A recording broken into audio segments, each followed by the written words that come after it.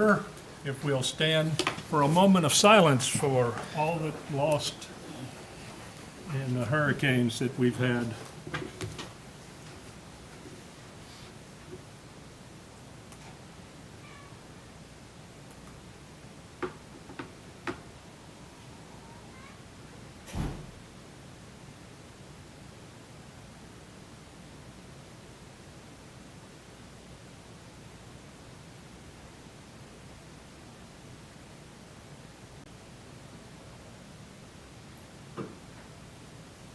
I pledge allegiance to the flag of the United States of America and to the republic for which it stands, one nation, under God, indivisible, with liberty and justice for all. Roll call, please.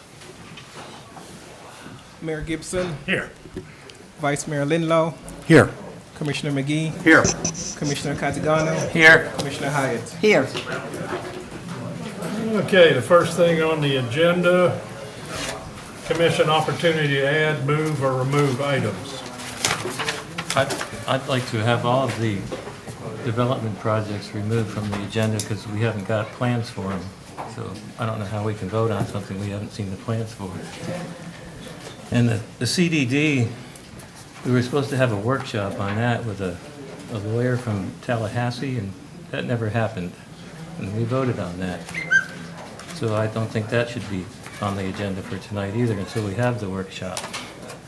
We had a workshop. We voted Not that with we the- would do it ourselves. Not and with we didn't have a workshop, Steve, not with the guy from Tallahassee. We never said Tallahassee. We did. We did. There was a guy from Tallahassee, well, two attorneys from Tallahassee. One was not able to serve, and then the second was, we presented you the information and his hourly rate, and the commission took no action on it. No, we directed Jerome to send that out for proposals. And I don't know if that ever happened or not, but we haven't had the workshop like we were supposed to, so I don't know why it's on the agenda now. So I would recommend that be removed too, a request.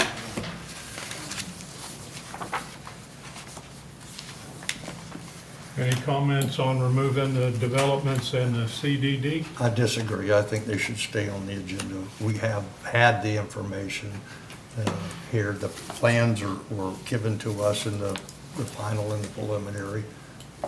We don't have any plans, Steve. Do you have plans? What was this that we got in the, what plans are you referring to? The drawings. What's The that? plans, the development plans. They're in this package. No, Did they're you not. look at them? They're not. I've looked at the development plan lots of times, or the package.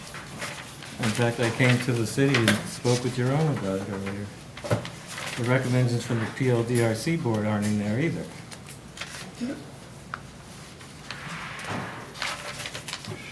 I don't know what one you're reading, but in each one of the recommendations, it was the PRDC, the review board, the technical review board. Show me a plan. It was in here. Well, it must be still there then. There's one. Okay, can you read that? Yes, I can. I can't.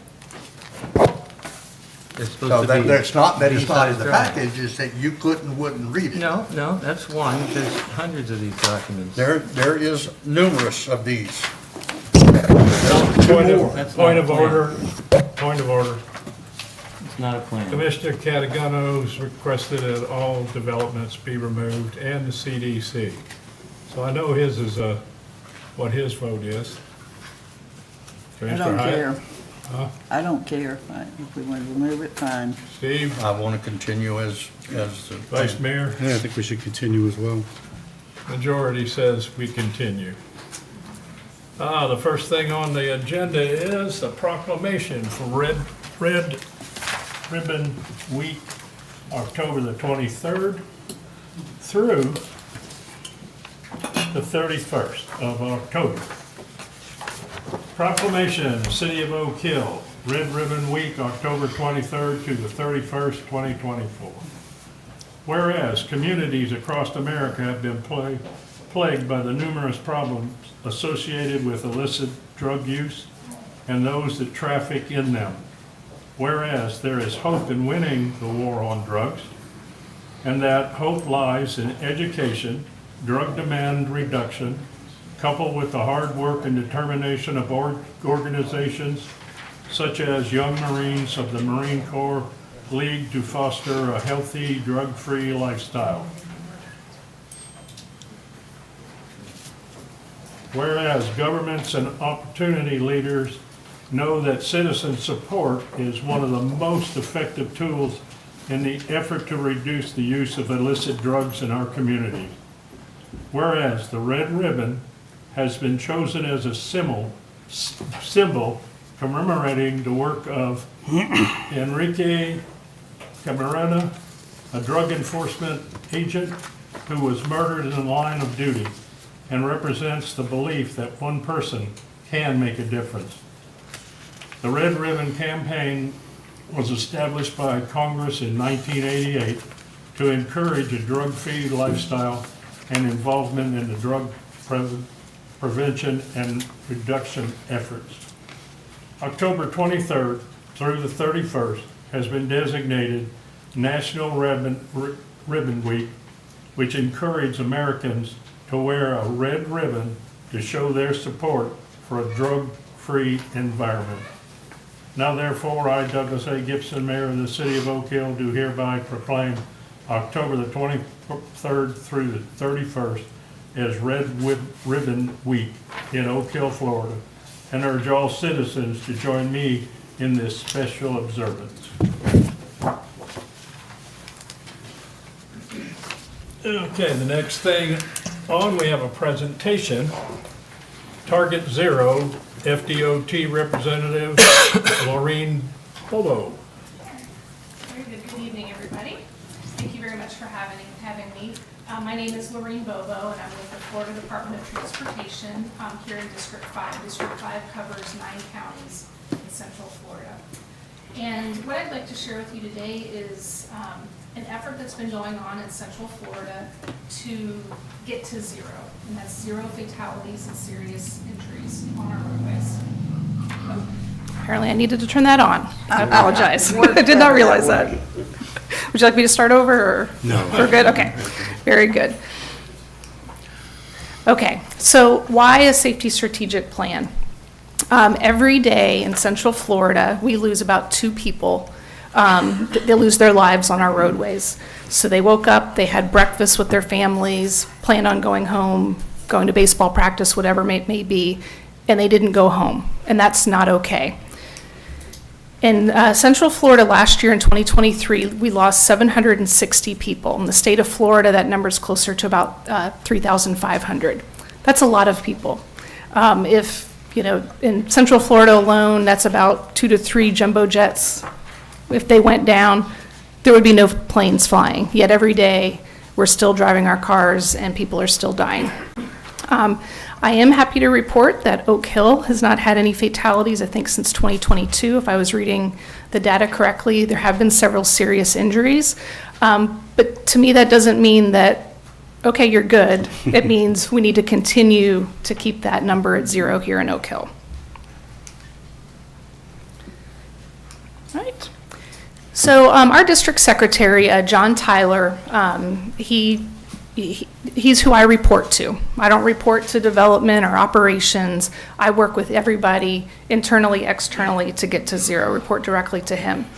And he challenged us with the safety strategic plan. He's like, we're doing a lot of great things, but we need to do more. And so how do we kind of focus our efforts?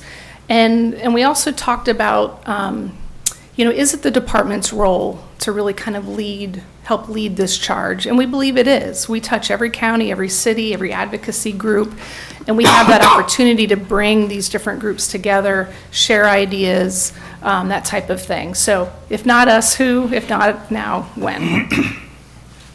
So how did we develop the safety strategic plan? We very purposefully did not want it to be something that internally we developed and then we roll it out and say, you all shall follow this. So we held workshops with our partners across our 9 counties. We invited these ideas, and we had over 450 unique ideas that we kind of culled down into the safety strategic plan that you see in front of you. In May, we held a safety summit, which I'll talk a little bit more later in my presentation, and that's when we kind of released the safety strategic plan. And then we've been working on these action steps that you'll see in there. So like I said, we hosted these workshops. We brought in folks from our MPOs and TPOs, our metropolitan planning organizations, cities, towns, counties, law enforcement, schools, advocacy groups, anybody that we kind of typically would talk with, we invited their ideas. The one for this area we did hold in Titusville in February. We asked 3 main questions at every single session. What are we doing great that we need to keep doing? Outreach, infrastructure in our projects, that type of thing. What are we not doing great? What do we need to do more of? That type of thing. And then what are we not doing that we should be doing? Maybe there's something you saw while you were traveling and you're like, wow, that seems like a really safe bicycle lane. Like, what if we did that here? And so we've invited folks to bring those ideas to us. So what is the Safety Strategic Plan? It's a plan that focuses on safer street designs and changing behaviors. In most crashes, a contributing factor is behavior. We can build the safest road. We can separate those facilities. But if you're looking at your phone, you're speeding, driving drowsy, any number of types of behaviors, that's what's causing most of these crashes. That doesn't mean that we can't continue to design safer roads and build safer roads, but it's all of those things combined. We've identified opportunities for collaboration. How can we work together to share those safety messages, for example? How can we do more together? A lot of our communities have adopted Vision Zero. They have said, we are going to do everything in our power to help get to zero, or in your case, stay at zero. They're developing action plans, and they are not intended to replace one another. They're intended to work together. So we've got our big region, 9 counties, and then many of our counties have action plans, and then many of our cities and towns have action plans, and they all work together. It is a 5-year action plan with 1-year, 3-year, and 5-year steps. The main idea, though, is that we're doing this together as a region. We're working together. I mentioned earlier all of those different groups. They're all working to make sure that our communities are as safe as possible. So this is the cover of the Safety Strategic Plan. You can scan that QR code and get to it online. You can also go to the website and get there. And then you guys have a hard copy here. The way that the Safety Strategic Plan is laid out is into 3 main categories. So we heard, I said earlier, 450 unique ideas from all of those folks that attended our workshops. There were some common themes, there were some different ideas, and we kind of put them into these 3 main core themes. Increasing our collaboration, how can we work together? How can our community traffic safety teams be better, that type of thing. Thinking beyond infrastructure, that's the behavioral side. How do we get into schools? I personally believe that you can't start young enough with our children, talking about what they can do to be safe transportation users. My boys are 10 and 13. They're not driving yet, but I'm already talking to them about how they can be a safe driver one day. Right now, what I'm teaching them is how to be, safe on their bicycle, how to cross the road safely, that type of thing. And then continued focus on safety, that's where you'll find like the infrastructure type of items. So we came together and we made this great plan.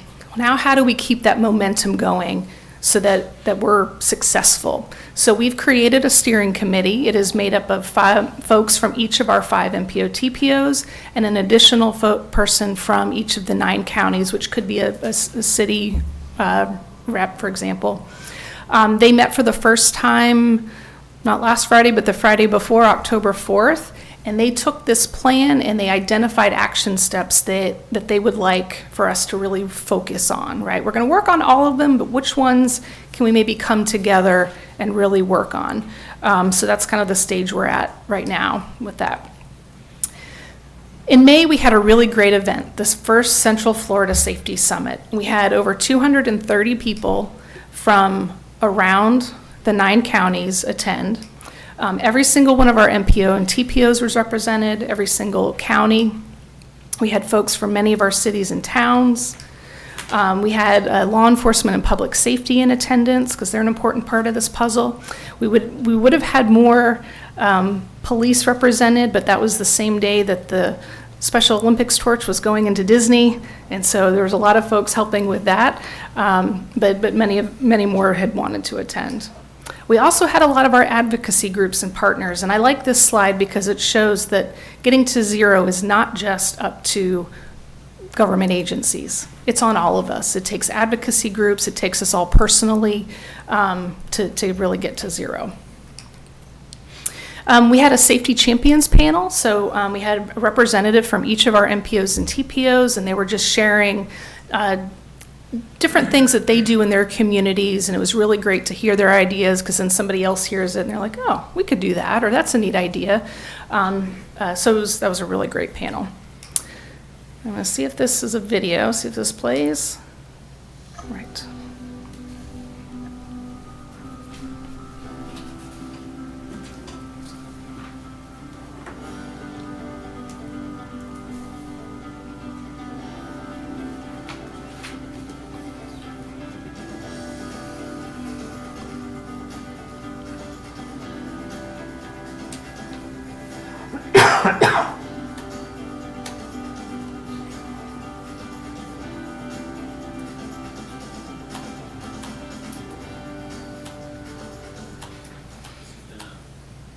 A lot of work coming together to produce this event, to help us fulfill this vision of creating and then walking, delivering, implementing a safety strategic plan for Central Florida.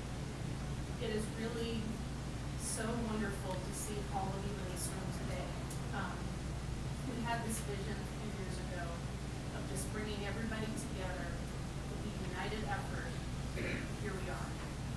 Every single effort that takes place to try to focus on getting to target zero is worth recognizing.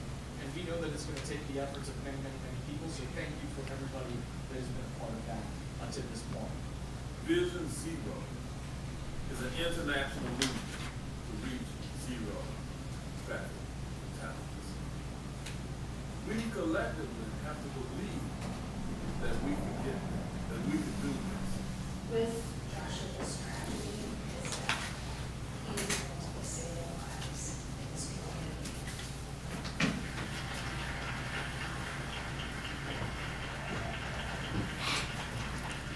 Every single day, your personal and work efforts are aimed at saving lives. Lives of our friends and family, but also the lives of those who know wrong. So thank you. Keep up the great work.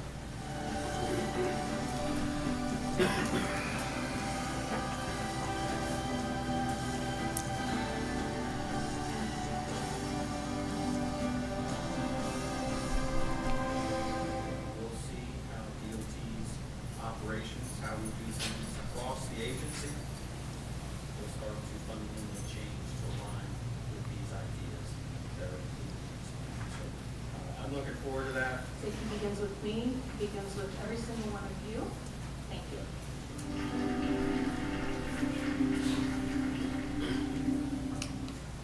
So thank you for letting me share that.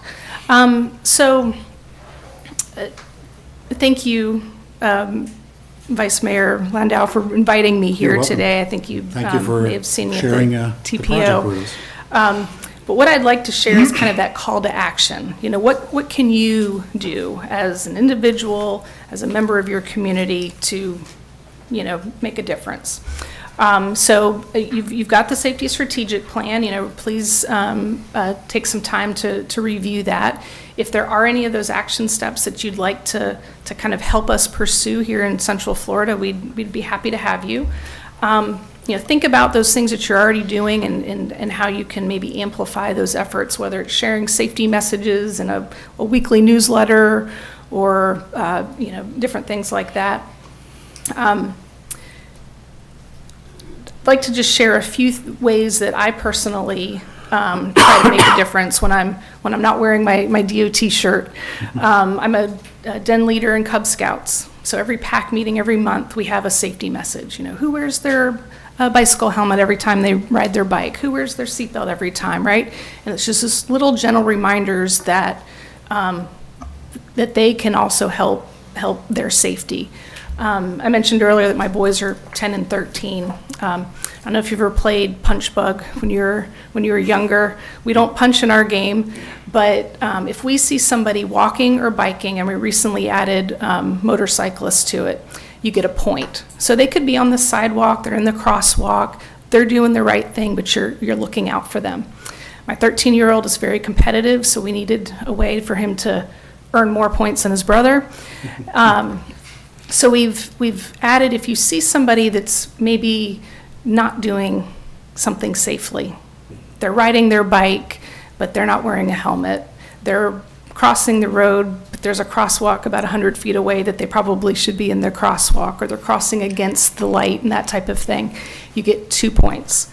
So you might just say, okay, well, that's just a fun game to play in the car. But the point is that they're looking for them. So one day when they're driving, they're going to be they've learned to just kind of look around.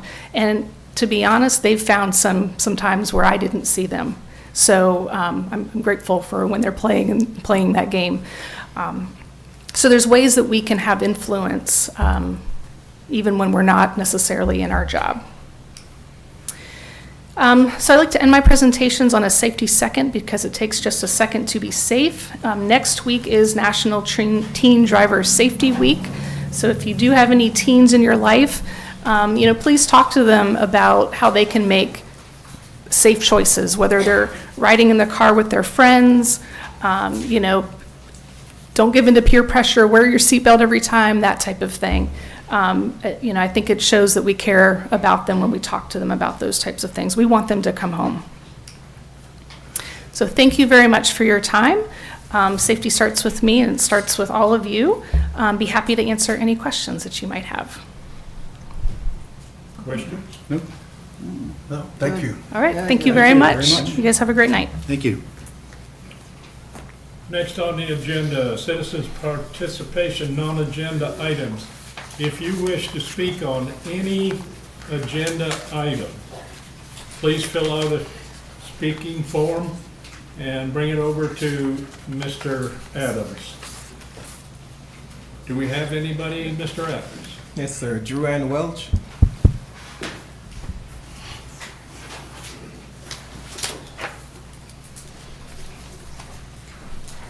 Good evening, Commissioners. I am giving you an update on Veterans Day. As you know, we are planning a Citizens in City Veterans Day event. Very excited about it, and the plans are coming along amazingly. We have the American Legion Post 285 riders who will be doing the flag ceremony for us. Commissioner McGee is going to speak about the importance of families. Senator Tom Wright will be there, and Brigadier General Ernest Audino will be there. You guys will be getting your invitation soon, trying to catch up with things after everything. But I hope many citizens can come, and we look forward to presenting it. It's going to be an amazing day. And it is on 11/11, and it starts at 11 a.m. Thank you. Thank you. Thank you. Next. Janet Shira.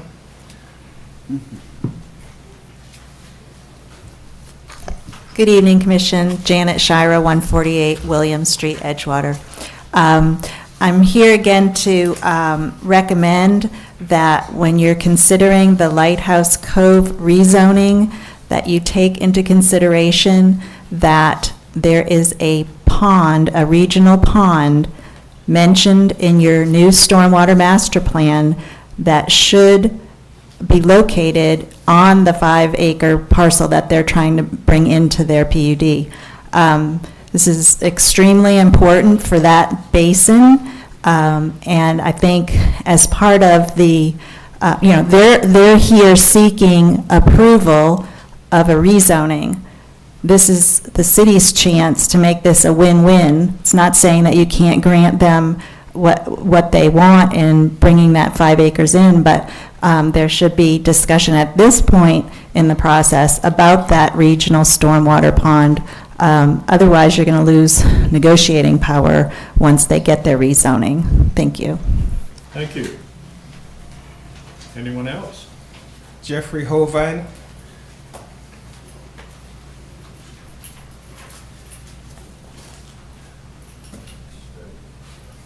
Jeff Hovan, 407 Sioux Boulevard, Lighthouse Cove.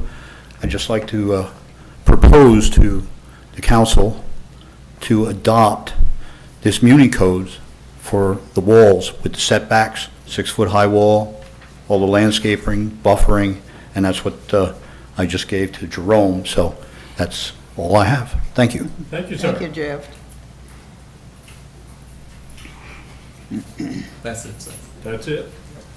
Well, let's move on to a consent agenda. CDD workshop minutes, 9/23/24. Final millage and budget hearing minutes, 9/23/24. Commission meeting minutes, 9/23/24. Correction on the commission meeting minutes.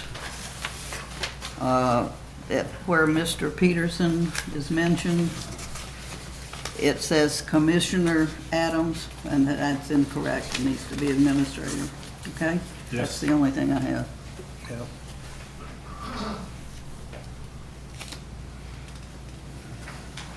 Thank you. Any other? I recommend Move. approval of those minutes with the changes submitted by Commissioner Hyatt. I'll second it. Any further discussion? Please call for the vote. Mayor Gibson, Yes. Vice Mayor Linlaw, Yes. Commissioner McGee, Yes. Commissioner Catagano, Yes. Commissioner Hyatt. Yes. Let's move on to city administration reports.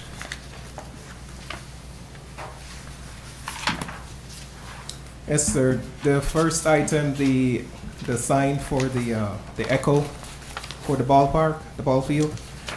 They just wanted to bring to your attention that at one of the previous meetings, I had a different vendor, I forget which one right now, but when going back and looking at all the quotes, they had taxes included in their quote. So when removing taxes, it actually ended up that Image 360 was now the lowest cost to have the sign made. So that's the vendor that we'll be going with. Secondly, there were some questions from our last meeting that I just wanted to provide some answers for. The first one was regarding a gate that was on someone's property and they believed it to be, well, it was put up by somebody else and there was some question over whether or not it was on this person's property. Code enforcement has spoken to the owner and advised her to get a survey to show whose property the fence is on. If it's on her property, she has the ability to have it removed. The second thing, the budget for the fiscal year 25 did not show a salary for a building official, Dennis Fisher. That was an oversight on my part. We'll be accounting for his salary through a budget amendment. A question was also asked why we budgeted for a new building official when we currently have Dennis Fisher in place. Reason for this is Dennis Fisher is only here twice per week, half a day each time. In my opinion, he's not going to be here much longer. And we're also having several developments coming on that will be requiring a lot of time and effort. So I think it would be prudent for the city to have someone else in place to help with the additional work and also to learn from Dennis so that when he does retire from the city, we have some sort of continuity. So we're not having to be going from scratch. The next is the $20,000 for the budget reserves. That was also an oversight, and we'll be accounting for that through a budget amendment. Mr. Montgomery spoke about a dilapidated house, and our building official, Dennis Fisher, is aware of it, and he has been in touch with the owner, and they are working to have the issue resolved. I just also wanted to add regarding the recent hurricane that we experienced. I've had several meetings with the Volusia County Emergency Management as well as the other city managers. Good discussions. They pointed to the emergency declaration that was recently done by our governor, which allows us to have access to monies from FEMA for repairs. So I'm in the process of making claims to our insurance company and also putting the FEMA paperwork in place so that we can apply for funding to get reimbursed. Working on debris removal, debris monitoring.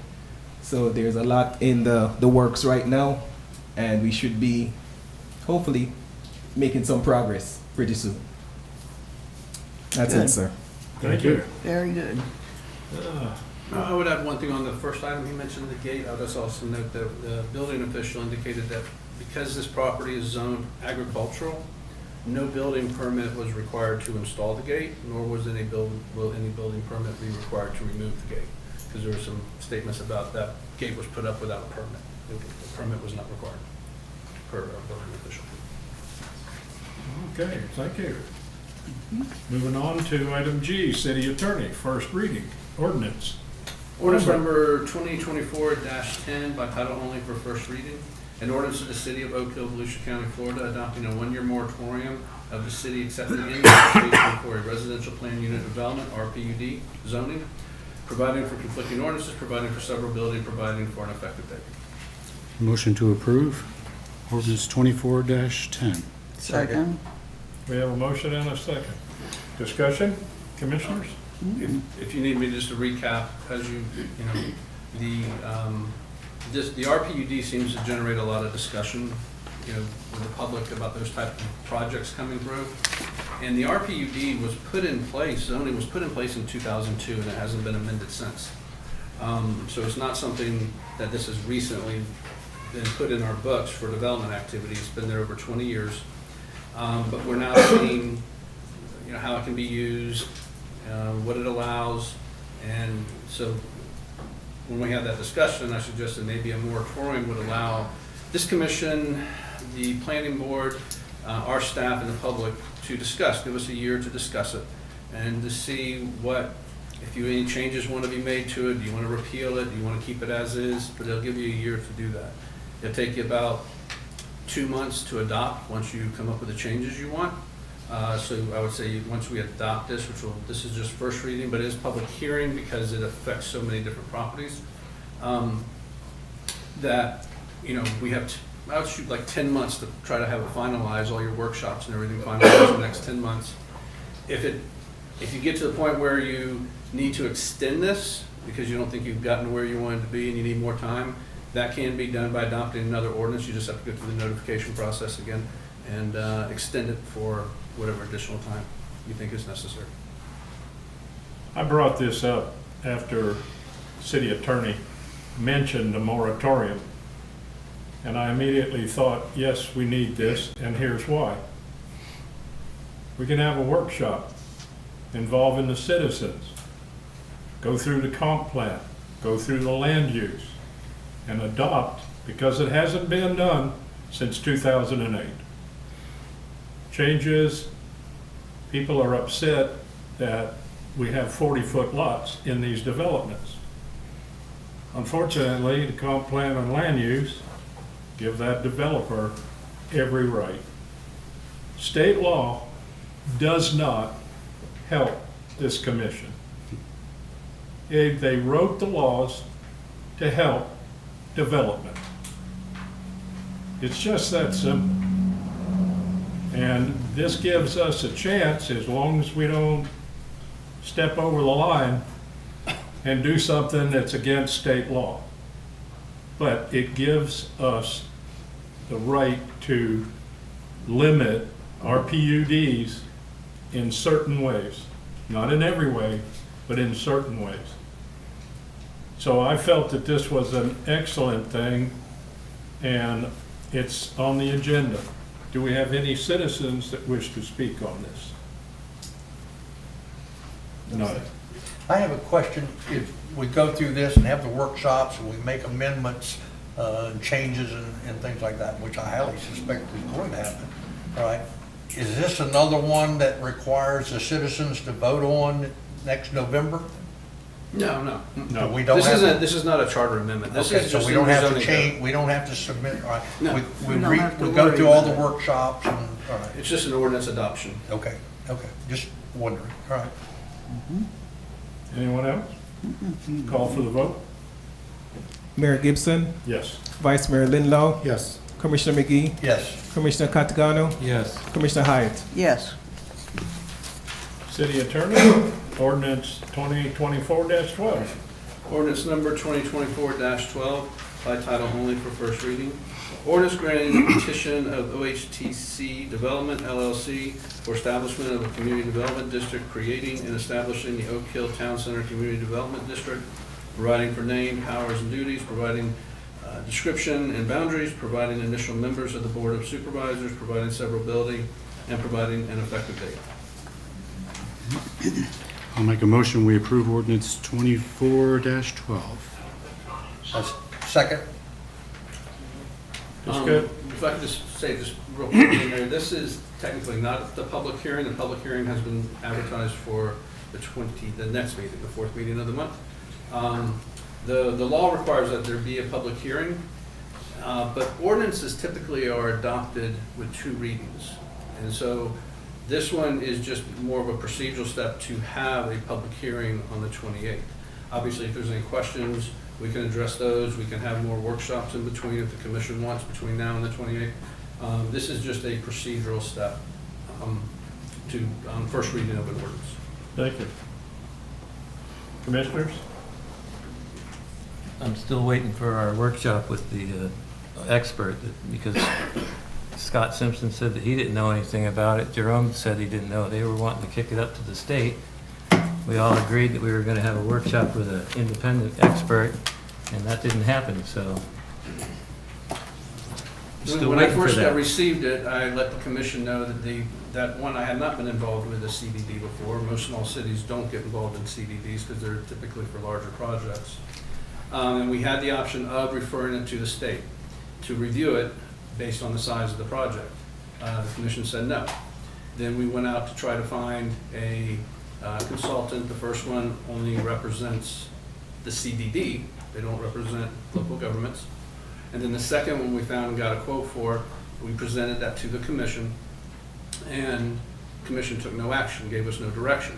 During that meeting, I said, based on, since my first meeting we had where I said, we talked about referring it up, I've reviewed the law, reviewed a lot of the approvals in Volusia County, talked to a lot of city attorneys about how this process works, and gone through it. I was getting more comfortable with this process. A lot of cities do not get into a very detailed analysis on this thing, because it's kind of a good thing for the city. You're deferring or transferring some of the responsibility that typically would be on the city to the CDD. So there's not a lot of analysis that goes into the approval of CDDs based on my discussions with the other city attorneys. So that's where we sit as of right now. And if I remember right, we decided not to go with that attorney because it was $550 oh, it was, an hour. very we didn't. expensive, and that Crazy. included his travel time and everything Yeah. else. And it No, was- we didn't. Yeah, we did. Yeah, we did. Yes, we did. Yes, we I did. was here, Steve. Maybe it was in We between. also, I also Selective know, memory. I also know that there was another a person who was an expert at this that had sent a proposal to Jerome, and he never responded to it. So I don't even see how there was any effort that really made. I'm I never not sure got a why. proposal. I got an email saying that she would be interested in providing a proposal. Right, you didn't respond to her. What was I going to respond to it to say? Please send in your request for proposal. We didn't decide that we were going to get We proposals. did. We even directed you to go and Right. to send it out for a request for I'm getting proposal. old, I guess. The commission I don't did that. remember.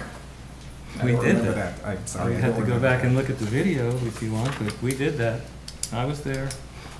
And now, all of a sudden, here it pops up in front of us. The only thing we've heard from is from the applicant and from Scott.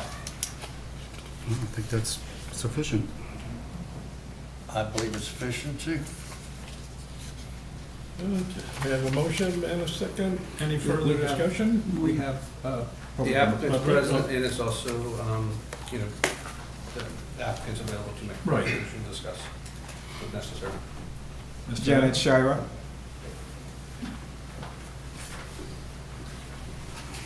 Janet Shira, 148 William Street, Edgewater.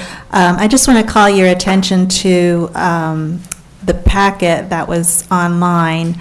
It did not include the exhibits and attachments to this ordinance, so I was unable to do a review of it.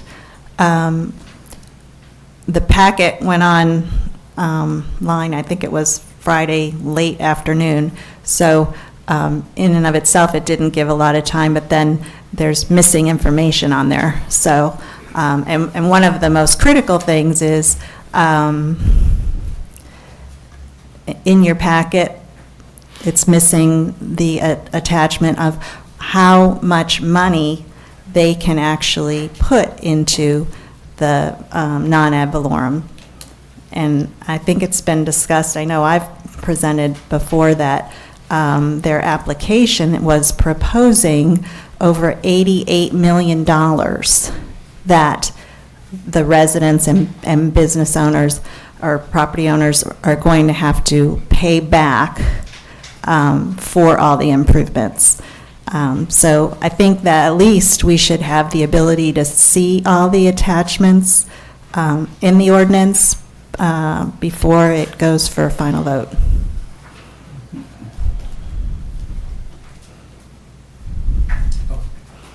Shira, who are you working for? So, Who's paying you for this? Nobody. You're doing this pro bono. I'm here to say that there is an item on your agenda that doesn't have attachments. I don't have to have somebody pay me to do that. There was an issue with the agenda packet when it was first uploaded. It's been corrected. Unfortunately, we didn't discover that issue, but it has been corrected. So everything that was missing is now there. Just wanted to also say that people should remember that we were getting ready for a hurricane. Things got a little bit busy, so it wasn't out there as quickly as I normally posted it or normally would post it, but I tried my best to make sure it was there. And I guess in my rush to get it out there, that's what happened when something got missed. But when we discovered it, I got it fixed. Okay. That's all I'm asking for. I think the public has a right to the entire ordinance before you vote on it. Thank you. Thank you. Next. You want Joey to answer your questions? What? You want Joey to answer her questions?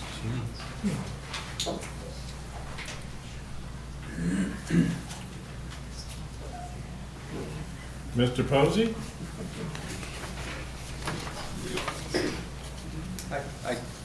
Good evening, Joey Posey, 420 South Nova, attorney for the applicant. And I just wanted to clarify that the application plus the exhibits have been publicly available since July 3rd, when they were submitted.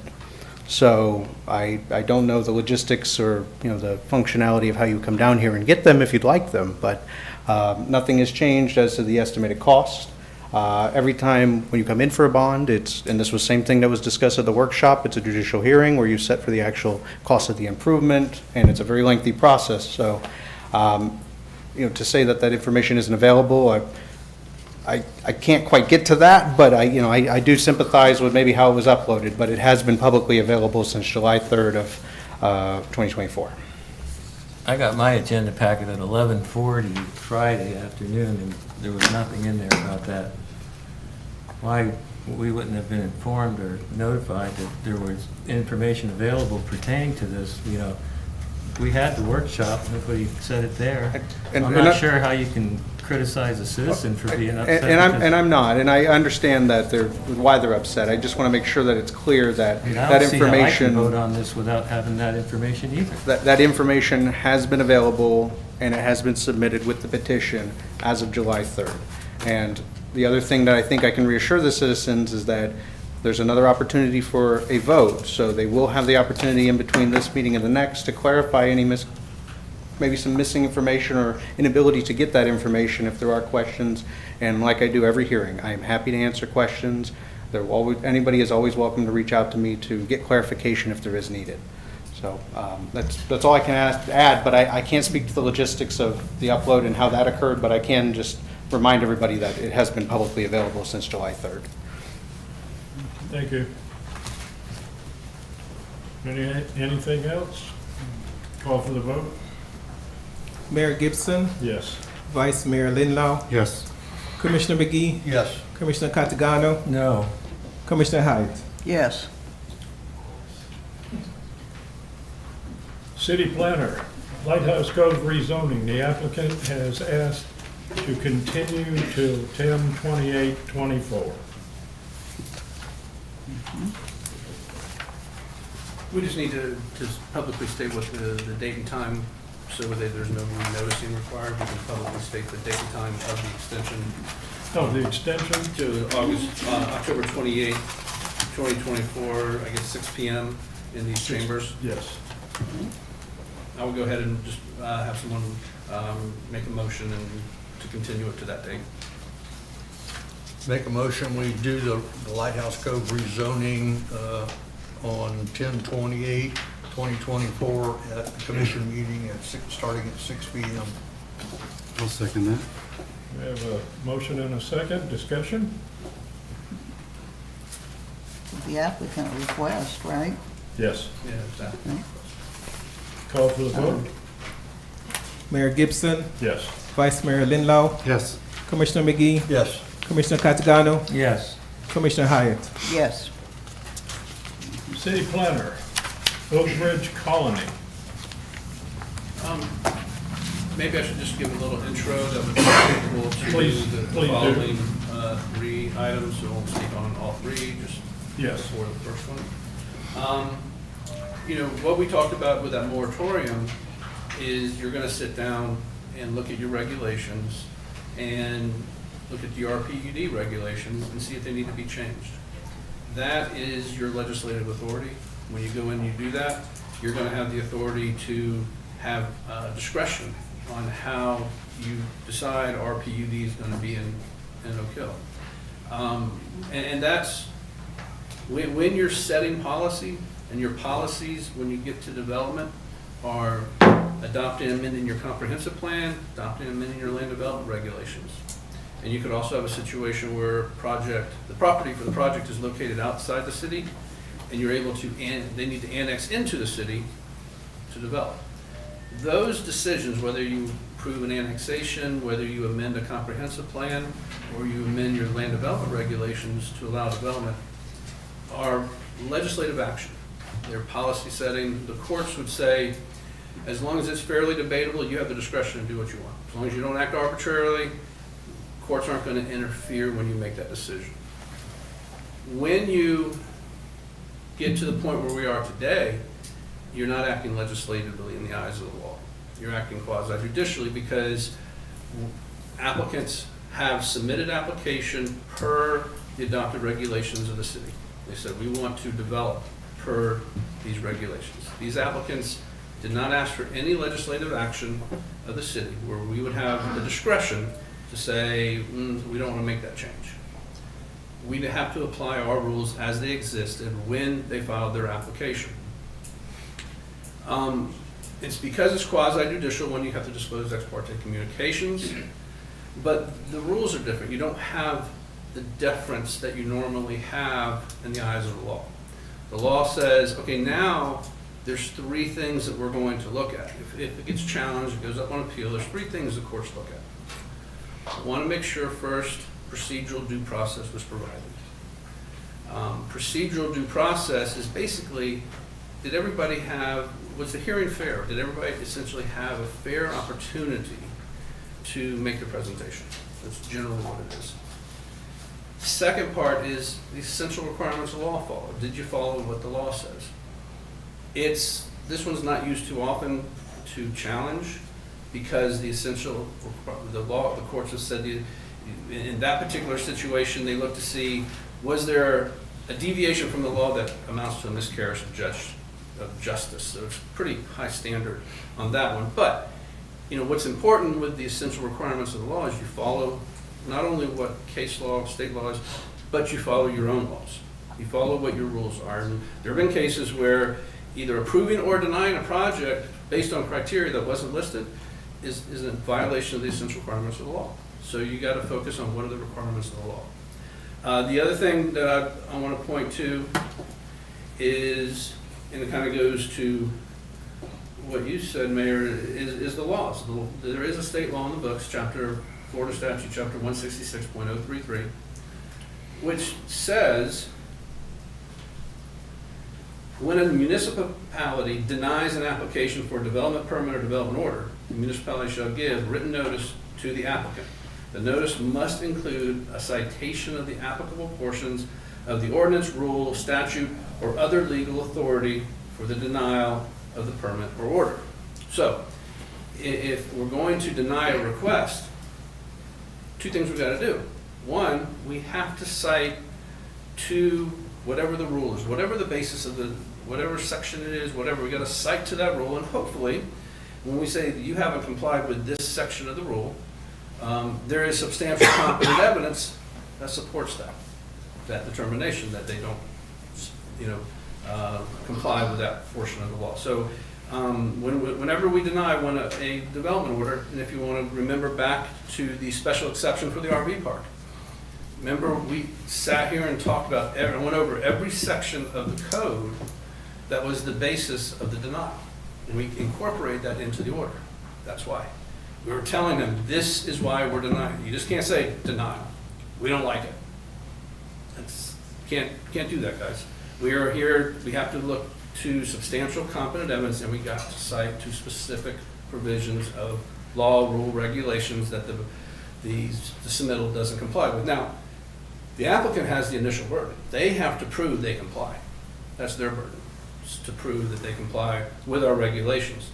And if they don't meet that burden, then the request should be denied. But we would cite what didn't they comply with. These are our requirements. You did not comply with these, and you didn't comply with these provisions of our code. And that we would hopefully have substantial competent evidence to support the provisions that we cited. But other than that, we printed out and provided you with the rules of procedure, the rules the commission adopted for conducting these hearings. And there's, in there it talks about, I didn't go into what is substantial competent evidence. We've talked about that before. It's actually written in there in the rules about what is competent evidence, what's not competent evidence. So hopefully you'll remember that, or you can take a look at it while you're here. But that goes to what type of evidence can you rely on to make your decision. So, but that's in the rules that were adopted. So with that, you can go ahead and start the process. And I think probably step one, I know our rules, one is ex parte. Two, if anybody's representing people, that they're at the beginning of the hearing, they're supposed to bring up some written document saying who they represent, and then how many minutes. You have the discretion to allow more, but how many minutes they're allowed to speak is based on how many people they represent. And then those people are basically conceding that these people are speaking for them, and that they don't speak. That would be step two. Well, ex parte, Vice Mayor? No, sir. No. And we're just talking, now we're into the meeting, so we're just talking now about the first one. Yes. Not all three. Not all of them. Just the first one, which is Oak Bridge Colony. Oak Bridge Colony. Gotta go? Spoke to some citizens. I didn't have any, I didn't. so we can proceed. City planner. Well, step two would be, is anybody want to submit at the beginning of the hearing, they're supposed to submit, unless you want to do it when they come up to speak, that's fine, that's up to you, Mayor, but the way the code, the policy's written is at the beginning of the hearing, they're supposed to let us know who's here on a representative capacity. Now, you can do it when they stand up to speak if you like, that's fine. Mr. Adams, I believe Ms. Shira presented you with a list? Not yet. Not yet. Not for this one. I think she's for Garden Street. Yes, for Garden Street. Okay. Don't have that listed. Please proceed. Thank you. For the record, my name is Heather Glisson. I work with Kimley Horn, and I act in the role of planner for the city in this case. So my presentation will be very brief. The applicant is requesting approval of a preliminary development plan for Oak Ridge Colony. The property is approximately 75.5 acres and is currently vacant.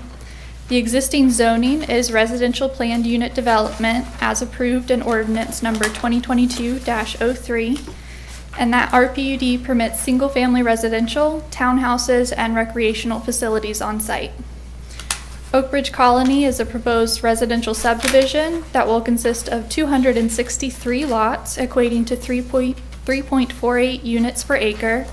200 of these lots will be single-family residential, while 63 will be townhouses. As part of the PLDRC approval that we just had, there was one condition that the city engineer would review the submittal again for compliance with the city's stormwater master plan. The city, however, has not codified requirements for developers to be in compliance with the city's stormwater master plan, so that condition was not included coming forward to you and has been deemed not applicable. Future development of this property will require that the applicant submit a final development plan for review by the Technical Review Committee, as well as a plat for review by the city attorney and city engineer.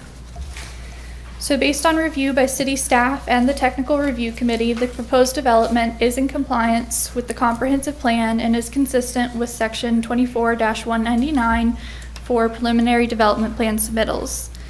The Technical Review Committee recommended approval of the preliminary development plan contingent upon satisfaction of all landscape and tree mitigation comments provided by Kimley Horn and Associates, and a letter dated September 13th, 2024, which should have been provided as Exhibit A in your packet. The Planning and Land Development Regulation Commission recommended approval of the preliminary development plan on the following conditions. All landscaping and tree mitigation comments from Kimley Horn must be satisfied.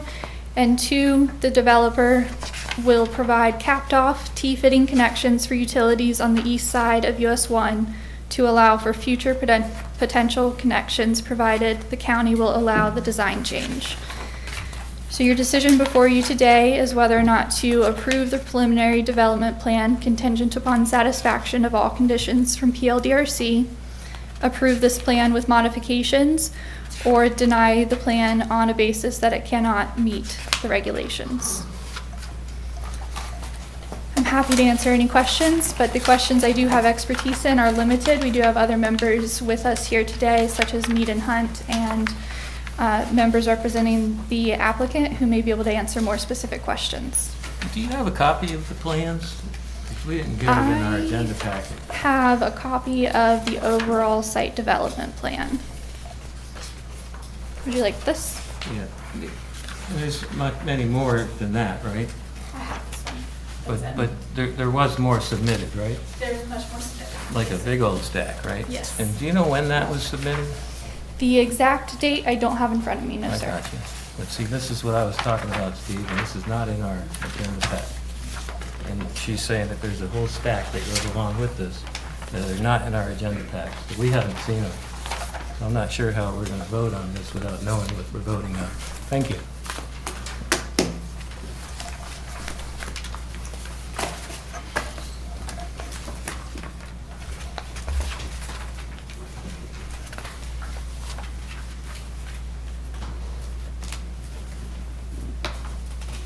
Any other questions?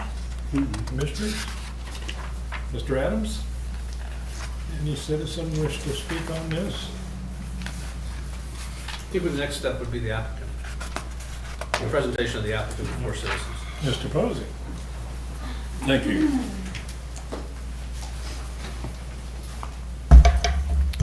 Good evening, Joey Posey, 420 South Nova, attorney for the applicant. And I'll keep it brief, and again, if there's, as comments come up and I hear from the citizens and that, if there's a way I can clarify, I'm happy to do it. It's a long time coming. This project's been in the works for probably 2 years on just the development plan side, and it's, we had a very lengthy discussion at PLDRC regarding the, the nature of, like Scott had identified, the, making sure that you check the boxes on the applicable provisions of the code. And again, we're in the same boat as your city planners, where we've checked all those boxes. The only outstanding comments that we have are the tree mitigation related comments, and in an abundance of caution, we're going right back out there to resurvey the trees to be sure we capture those 2 to 5 inch trees again, just to be sure that we're we don't miss anything, but there's nothing in your code that prevents that from not being a condition of final development plan approval. So moving forward, we would have to come back with that information and make sure we shore up the numbers. It's a function of mitigation. It's nothing more than that. As to the Mead Hunt stormwater plan, that was a lengthy part of the discussion too. And again, as I suspected, our engineers did look at that plan and also look at its recommendations. And although it isn't binding, we did try our best to exceed those recommendations, just as again, it's the way you do development now, because from a permitting side, a lot of those requirements through St. John's, through your local municipal ordinances, it's a function of doing business now. So, and I can, again, get the engineers to speak to specifics, but we did speak directly with the consultants, again, to get that reassurance that, we're trying to be collaborative and making sure we do the best we can moving forward. And this won't be the last time this body sees this development too, that there's another opportunity at the final development plan approval, but this gets the ball rolling since all the boxes have been checked. Other than that, I'm happy to answer any specific questions. I did mention to the PLDRC that, we're, as part of making this work, we shaved off about 110 units. So, we're paying attention to trying to tailor down the impact of the footprints, to create those buffers, create that stormwater system that is consistent with the recommendations of that Mead Hunt study, and do it the right way. So, but again, if there's any specific questions, we have the development team here. We're happy to answer them. And other than that, I will be on standby and try to be responsive to any questions I hear from the back and forth that citizens may have concerns with, or questions from the commission. Questions for Mr. Posey?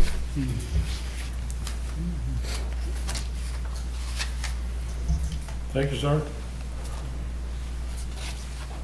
Mr. Adams, any citizens? Donna Elms.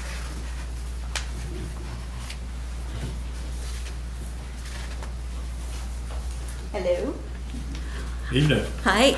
I apologize, I don't know how to address you guys. This is the first time speaking in this formal kind of a meeting. I did express my concern. I'm a travel nurse, and I did not get a letter originally months ago when you guys approved this plan. I have about 5 acres across that's attached to a little lake that's part of their development. I own half, they own half. So it concerned me a little bit. I didn't really understand when they said that part of the stormwater requirements were not part of this approval. When the city planner talked about that, did I misunderstand? That was not relevant to this property? They still have to abide by the 100-year storm plan. That what they're referring to is that we had a master storm plan developed, right, and submitted to us. Okay. And it has different locations where there were recommended ponds and retention ponds and stuff like that. Gotcha. That's what. So I do want to say we've had a little bit more than our 100-year storm plan the last few years. So obviously I'm concerned because 2 years ago during Ian, this was not obviously not their problem. I have a pipe, a ditch that goes out to the drainage ditches. So my house has never flooded. Well, 2 years ago when I was traveling, it got clogged up and my house flooded. So fortunately I had flood insurance. But my concern is what is my guarantee, if there is any guarantee, that they're going to, that my lake is not going to flood me because they're going to put all these houses in next to me.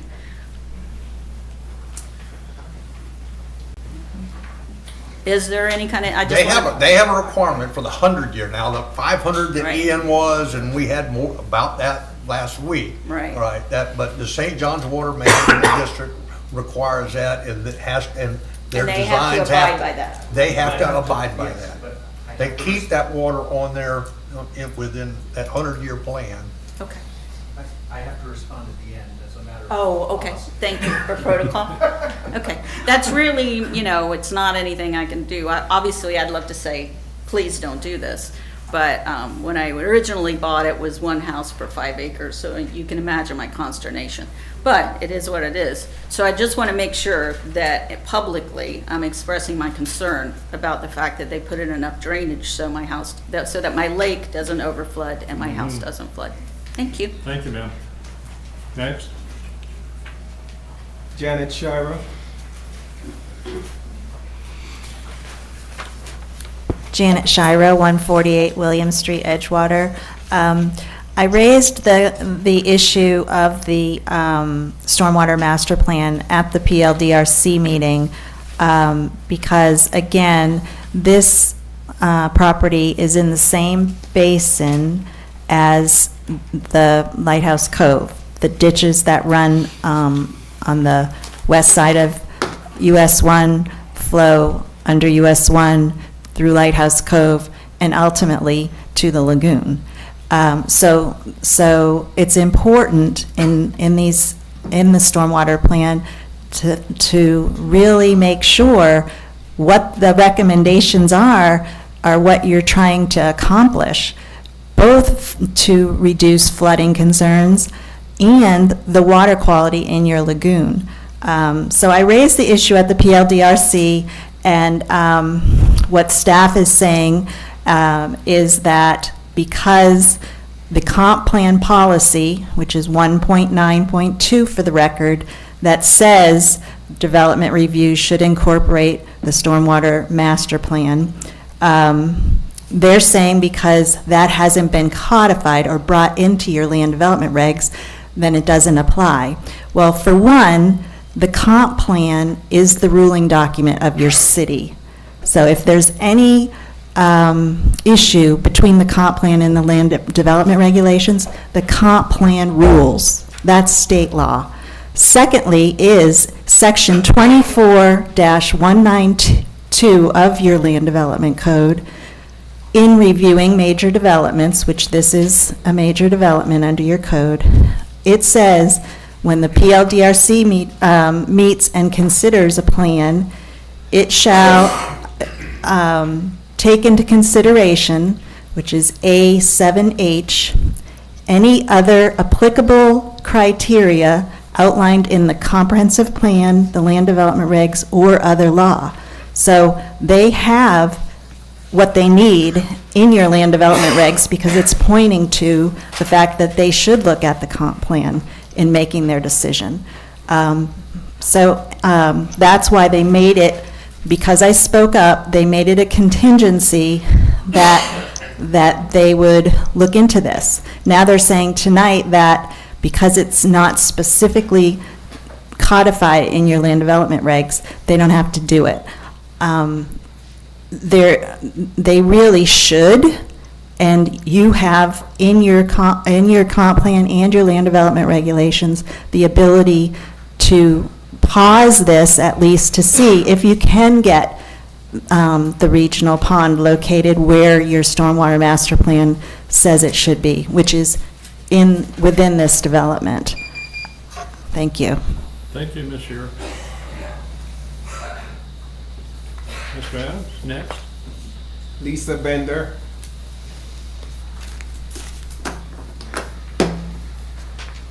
Lisa Bender, 576 US Highway 1, Oak Hill. So I'm just going to speak on a couple things. I'm sure that you all see on social media the flooding that happened through Edgewater. I don't know if you saw the drone footage of a development that I believe Mr. Storch is on record as being part of, that they had their on-site retention ponds that are supposed to contain all the water overflowing, and a river was running through properties onto Volco. This is my concern. This is what keeps me awake at night. The water after this storm in the marsh area was not as bad as Ian. However, the wetland was bad. So I'm not sure how things are flowing. I don't understand all of the percolation and all that's going on, but there was still at least 4 feet in the wetland area that is behind my home. I had cleared another section of my property, and that water has been flowing over into that section of my property now. I don't want to end up with less and less and less when they put their pool and a road running onto Payless. The grading on the road is going to be going into the wetland. There are so many issues still, and I pause for a moment, but Newkirk Engineering at the PLDRC meeting had said that all of his engineering plans were approved by St. John's Water Management, and I sent Justin Dahl, who is the project manager for this, an email asking him, had these plans been all approved other than the water or the wetland mitigation as he stated? And he wrote me back an email that they have not. And there are a number of issues that have to do with the wetlands that are still under review. He's got at least 6 different points that he hasn't addressed. So I want you all, and I realize that you're probably beyond that point right now, that you've already put the wheels in motion. But when you go and start thinking about this down the road, I hope that every single one of you learn how to log on to St. John's Water Management and read the documents that they're writing on there. That's your job, all of your jobs, to be protecting us and our property. And I bet not one of you have gone on there and looked at any of this. And it's so infuriating. Thank you. No more? Mr. Posey, you want to respond?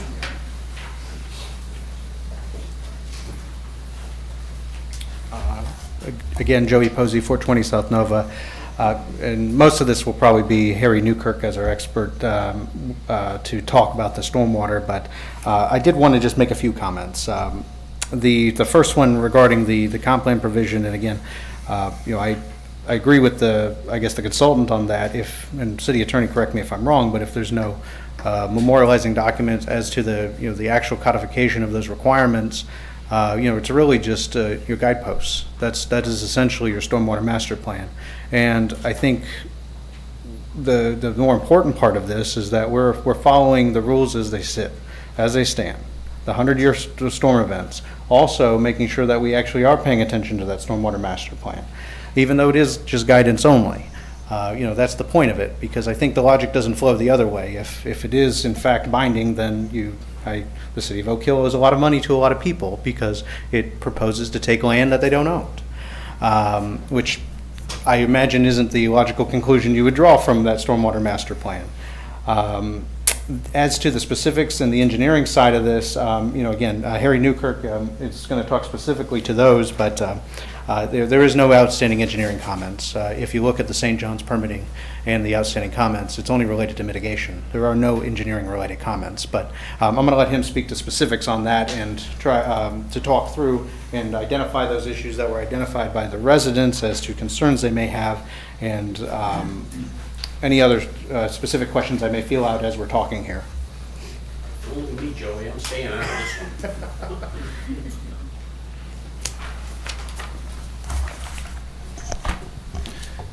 Good evening, Harry Newkirk, Newkirk Engineering, 1230 North US Highway 1, Ormond Beach. Start off with the permitting for the project and basically how we're at the design we have now and why it's taken, 2 years. So when we designed the project, it's being reviewed by the city here. The city has consultants, Kimley Horn, Mead Hunt. Mead Hunt did the master plan. They approved our engineering. It's being reviewed by DOT Drainage for access and drainage. A nice presentation on safety. So they looked at safety. They gave us an approval on the access for safety. They gave us approval on drainage. They didn't issue any permits from DOT because they don't issue permits until you have a city approval on any project ever. So that's like, once we get the approval, they'll issue the permits in a few days or a week or so. The St. John's permit, so we do have some comments, and those comments are related to wetlands, and it's wetlands mitigation. We have some impacts to wetlands, the crossover from uplands across the wetlands, and how the stormwater discharges in the wetlands so we don't dry up wetlands and impact the environment. So this basin, Oak Hill, doesn't have mitigation available in the bank. So the bank has to release mitigation. But what we're doing is buying a tract of land to put in mitigation with St. John's, and then that'll satisfy the criteria. And they'll record a conservation easement over the site. That's another thing that they're looking at. Those are requirements. And when we put this site in conservation, you won't be able to develop those areas that we put in conservation. So there won't be no process to come back and say, hey, can we pick up 111 units? The PUD's 374 units. We're only putting 263 units. We'll never be able to come back and get any units because the rest of the property is being in conservation, protecting all the natural area, protecting the residents, protecting the development where you can't go in there and do anything. If you try to go in and adjust the conservation easement, it's typically it can be done, but you're talking like paying 2 to 3 times mitigation. And those numbers here locally, that just wouldn't work. You'd be talking over 600,000 an acre. Doesn't make sense. So that'll never happen. The stormwater system, it's a very complex situation. It's designed per the new rules.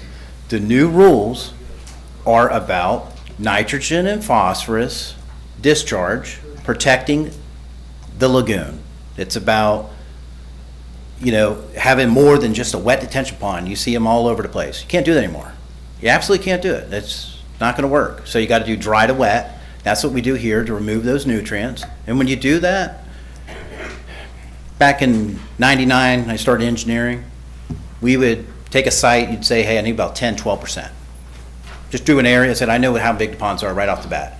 Now you're looking at 20 to 25% to meet these new rules. So in the last 20-some years, stormwater's gone up just to meet the new criteria. It's changing on a daily basis. Land Development Code has one set of rules. We meet those, but the rules from St. John's, way more difficult, and you get more stormwater. Hence why we have 22% of this site in stormwater.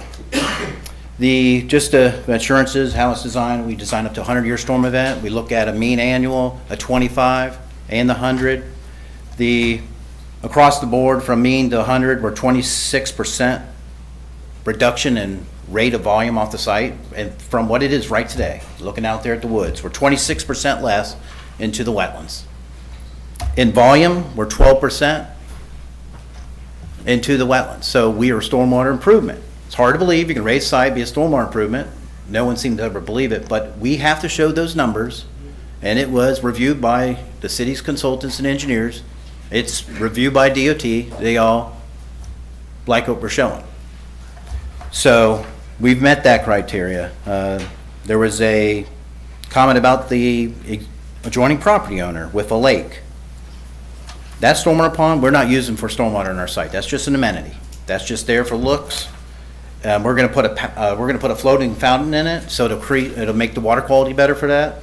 That'll create that amenity, but that pond is not used for our stormwater system at all. That pond, when it overflows, it will overflow and go to the north and get into an existing ditch up there. That's how that would overflow. But all of our crossings and everywhere we go across wetlands, we have stormwater pipes. We have multiple structures to move the water in multiple different directions. But at the end of the day, we are discharging less stormwater, rate and volume, in all the required storm events, and including the 100-year storm event for this development. Yes. And one other point I had forgotten to mention is that, again, this is not the last time this board will see this. The commission will not will have another opportunity to, again, check us, because this is the preliminary development plan step. This is not the final development plan step. So in terms of recommendations and moving forward, it doesn't magically move away and it doesn't come back. So I just want to give at least the residents a little bit of reassurance that this doesn't walk away from the commission here and then all of a sudden there's turning dirt and nobody can do anything about it. There is another opportunity to review this. So other than that, we're happy to answer any specific questions or try to ease concerns the best we can. I just, again, besides checking the boxes on those requirements, we're trying to do our part and to, we don't want to be the problem. That's really the long and the short. Mr. Posey, this is for the engineer. You said that pond, if I understood you correctly, which y'all share property owners, you're gonna put a spillway in it, so if it overflows? That pond overflows into a natural, like wetland area, based from the top of bank. It's a low kind of spot. When we build the development, we're raising the elevation, so that pond becomes a lower spot and it discharges through the natural area. So if it fills up, what prevents it from flooding your neighbor's property? We're not discharging in it. It's doing exactly what it does right now. We're not The natural putting water pattern. into it. Yeah. He was speaking to, this is Joey Posey again, he was speaking to the fountain feature to help with the water quality. He wasn't speaking to any discharge that was occurring into that pond. That's correct. Well, the natural discharge, So water off of the development is not going into that? There's pond? no water going into it except a side slope. That's it. Everything goes into our stormwater ponds. And then that area there was required to stay natural to hydrate a wetland. And based on topography of the area, you can see how that stormwater pond is flowing, and that flow path continues. So we're not damming up the property owner and causing flooding impacts. So we had to demonstrate that with St. John's. so you've met all St. John's Water Management's requirements. Except, like I stated, the wetland mitigation and provided them a conservation easement, and they're reviewing it with title work and whatnot.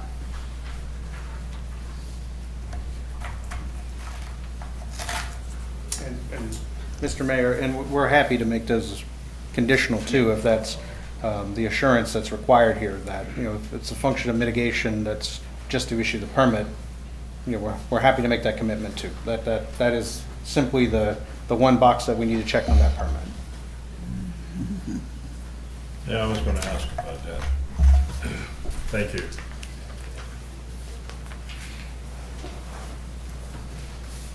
Anyone else want to speak on this? There's one lady who stood up back there. Comment?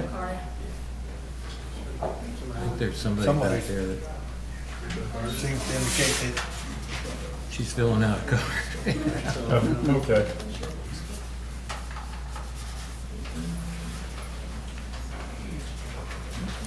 Lady with the lake. I'm Donna Elms, 659 Angelia Drive, Oak Hill, Florida. So my concern is, I've worked for developers before in a past life, and if something is not written or written in stone, compliance is, and we all know respectfully, if it's not written in stone, it can sometimes not happen. So my concern is, when I'm talking about my lake, is from this plan, I'm seeing approximately like 8 houses being built across the lake from me. I don't know if you guys can see, if you need to, it's kind of unclear. And then there's probably, 50 or 60 behind those 8 houses between me and the railroad track. Does that seem fair? So all those houses are going to be on an incline with the water going into my lake. So I think it's naive for me to assume that that's not going to affect the stormwater. Right now, the lake loses water into the canal which is on your property, by the way, by a little thin ditch that's all clogged up.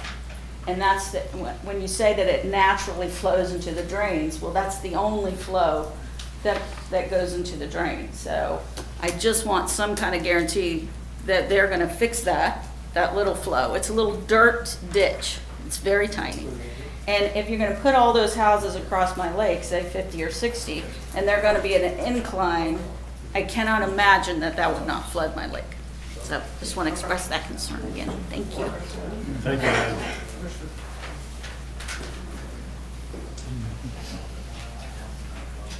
Joey Posey, 420 South Nova. I was just conversing with the engineer, and we're happy to make that a condition. The way we represented the nature of that lake can be a condition that goes with this preliminary plan approval, so that's not a problem. And we're also willing, since that portion of the canal does fall on our property, we're happy to clear it. So if that's two conditions that want to follow this development plan approval, then that's fine. Thank you, sir. Mayor, part of the preliminary development plan approval is the listing all of the various state and federal permits that are still necessary. So our development order contemplates that there will be future development permits that have to be issued. But this preliminary can be contingent upon St. John's Water Management It will be. complying, right? Compliance, but also the two additional conditions they just listed. Okay.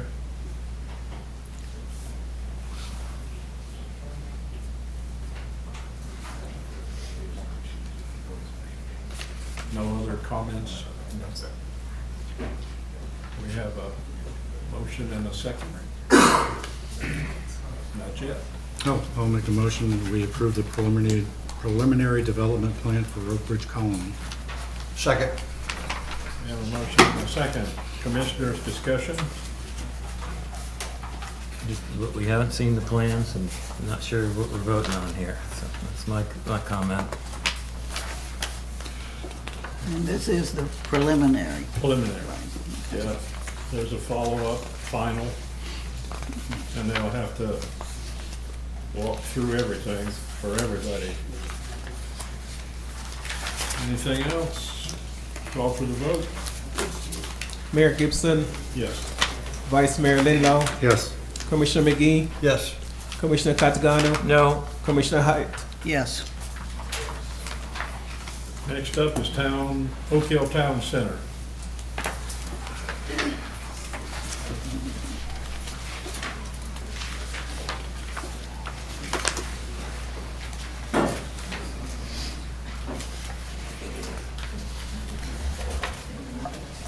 Ready? Yes.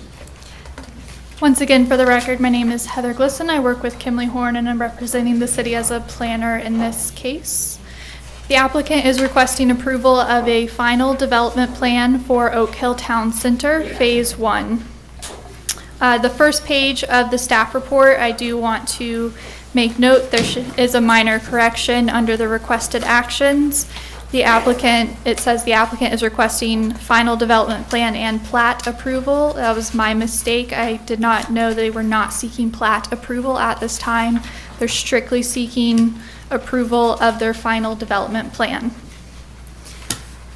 The subject property is approximately 134.5 acres and is currently vacant. The existing zoning is residential planned unit development, which was approved in ordinance number 2022-04. This RPUD permits commercial, single-family residential, and recreational facilities on site. Oak Hill Town Center Phase 1 is a proposed residential subdivision that will consist of 338 lots, equating to 2.51 units per acre. This reflects a removal of 8 lots near Osteen Street to maintain a minimum 40-foot natural buffer between the subdivision development and Osteen Street.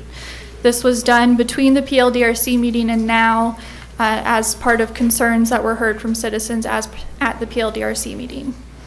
Future phases of Oak Hill Town Center will include commercial lot development as well as additional residential subdivision development, but these would come back before the PLDRC and board through major development plans, just as this has. So based on the review by city staff and the technical review committee, the proposed development is in compliance with the comprehensive plan and is consistent with section 24-200 for final development plan submittal requirements. The Technical Review Committee recommended approval of the final development plan, and the Planning and Land Development Regulation Commission recommended approval of the final development plan subject to 4 conditions. The first condition is that the HOA or CDD commits to assist with maintenance of cemetery areas such as yard work and lawns, and to assist with improvements such as fencing. The second, the HOA or CDD commits to assist with the maintenance of drainage canals along Bills Hill Road in conjunction with the county. The third, establish a 40-foot buffer along Osteen Street from edge of road to the back of any of the proposed lots and preserve existing vegetation along the road in the perimeter buffer, which, as I discussed, they did remove some lots in order to maintain that buffer to a satisfactory level. And the fourth condition is to avoid impacting historic trees on Bills Hill Road. So tonight, your decision is whether to issue a final development order based on PLDRC's recommendation, or to refuse to issue the final development order based on a determination that the development fails to comply with the conditions imposed by the preliminary development order. Questions? This project here also came with a big old set of plans, didn't it? Yes, sir. Do you have any of those with you? I have just the one page I showed you. How many documents do you think were in that, if you just had to take a wild guess? They're typically in the range of like 60 to 150 pages, depending on the subdivision development. Do you know when the city received those documents? The city has received them more than once because the resubmittals that have been required. I believe with this one, our most recent submittal would have been actually just after the PLDRC meeting. Thank you. Yes, sir. So we don't have the plans, Steve, just again, so you know. You don't have the plans, got it. Either do you. Because I have the same agenda pack that you got. Any other questions? Seeing none. Thank you. Mr. Adams? We also need to disclose ex parte Oh, communication. yes, we got 3. I had no ex parte. I did not. No. I talked to people down on Bills Hill Road. Okay. Citizens? The applicant will be next. Mr. Posey? You need a front row seat. Oh, I know, right? Good evening again, Joey Posey, 420 South Nova, attorney for the applicant. Again, we had a very lengthy discussion with the PLDRC about this, and a lot of the good feedback that came out of it is we got some conditions that we were able to work with the residents to try to accommodate and make it a little better, a little easier. And even though the plans did reflect one way or the other, we understood where they were coming from. So when it comes to the condition regarding over by Osteen, and you have the impact of the development and making sure that buffer is maintained from the restrictive right-of-way of the road, we were happy to do it. We lost lots to do it, but in all fairness, it's out of consideration for those residents that did make some sense, and that was one of the resubmittal items that we had to get back to you guys to illustrate the loss of lots, and also that, I guess coincidentally, that makes it more open space. So, it's a win-win. As to the residents in Bills Hill, we had a very lengthy discussion regarding the drainage and how it would occur and the assistance that would be provided, and making sure that their flooding, project wouldn't result in more flooding from the project, but 2, that the project would help, because there's a lot of improvements that could happen to Bills Hill, especially with those pop-offs from their side of their lots, to make sure that that drainage can be accommodated through all the improvements we're doing on our side. The same thing as part of the conditions, and making sure that we preserve those historic trees, which are very beautiful out there, that we have no interest in doing the same thing that they're trying to protect. So it's, from our perspective, we're not looking to get rid of those trees in the same way that we want to make sure that they're preserved for those residents too. So we were happy to do that.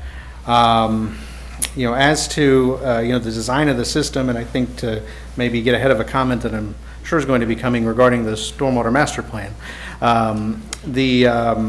it's the same, we're in the same boat. It's one of those things where it's not codified, but at the same time, we considered it. We even looked deeply into these recommendations, and we noticed that some of those ponds are actually in wetlands, which is, again, I'm sure there's a reason and there's an engineering specific for the recommendation, but, the way that we design the project is, far and above what would otherwise you'd want to be required out there, and checking the boxes that, I'll let the engineers obviously speak to the specifics of this, but, we understand that there's, maybe some issues that are happening to the north, and we want to make sure that those canals that are on site are accommodating those stormwater, that we're improving it, that we're making sure that it flows correctly and discharges, and that our stormwater is being retained for the appropriate periods. That's the goal here. This is only the initial phase of the development, and like we made the commitment at the initial outset, is that the utilities are a function of this too. That the utilities running from Halifax down, that we're making sure that we can run those at the project's expense for the public, to oversize that line and make sure that this is besides being a site-specific development for phase one, that this is a benefit for everybody, and that you're making sure that public utilities would otherwise be available for folks that don't have access to public utilities. Other than that, I think that's the long and the short, so I would just reserve time to respond to comments or specific questions from the commission. I've got a question, Joey, and put your 40-foot buffer, all that, but some of your property is on the east side of Osteen. Now, that road was not put in there correctly. There's a bunch of roads in Oak Hill that are like that, right? So my brother and I had the same issue on the property we have just a little further north of there, right? So there's a little bit of that's correct. Yours on the east side. So what are you, that do you area, have intentions or working with residents? Right. We made the representation that area is not being impacted, so its existing condition will remain. And we don't plan on impacting the road either, because as part of the RPUD, we're not allowed to connect to that road. So, in addition to the 40-foot from the back of the existing road prescriptive right-of-way, plus the length of the road, plus the property on the east side, you're actually a fairly substantial distance than what would otherwise be the minimum standard by the code, which is that 40 feet from your property line. So, we're happy to do it. It will result in some loss of lots, but again, it's trying to be a good neighbor and trying to do this the right way. That's partly why we had a resubmittal to you at the 11th hour, trying to get that in, to show you that we were listening and we were trying to make good on that. The other thing too that we had as an outstanding comment was the mitigation, similar to the last plan, the plat that, or the development order you just heard. But in this case, we did show compliance, and we did manage to address that comment directly with your consultant. So there are no outstanding comments from that regard that were carryovers from your technical level review. So other than that, that's I think the long and the short. Mr. Posey, this is probably an engineering question. After Milton went through, and I was able to drive around, I went down to Bills Hill Road to look at the property owners to the south. One neighbor's property was within 1 foot of his home. I mean, this is natural. Y'all's building and proposed building has not caused the flooding. But my question is, if that road's going to be redone, is it possible to put in drain pipes from their property to the main ditch that's on the north side? North side. And was a part of the discussion, and I believe that is correct what we're proposing, but I'll let the engineer speak to the specifics.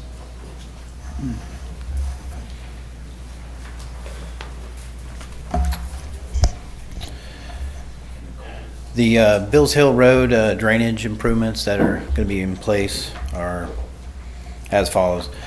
The south side of Bills Hill Road from US 1 has a drainage ditch, and we're upsizing that pipe from a 15 to an 18.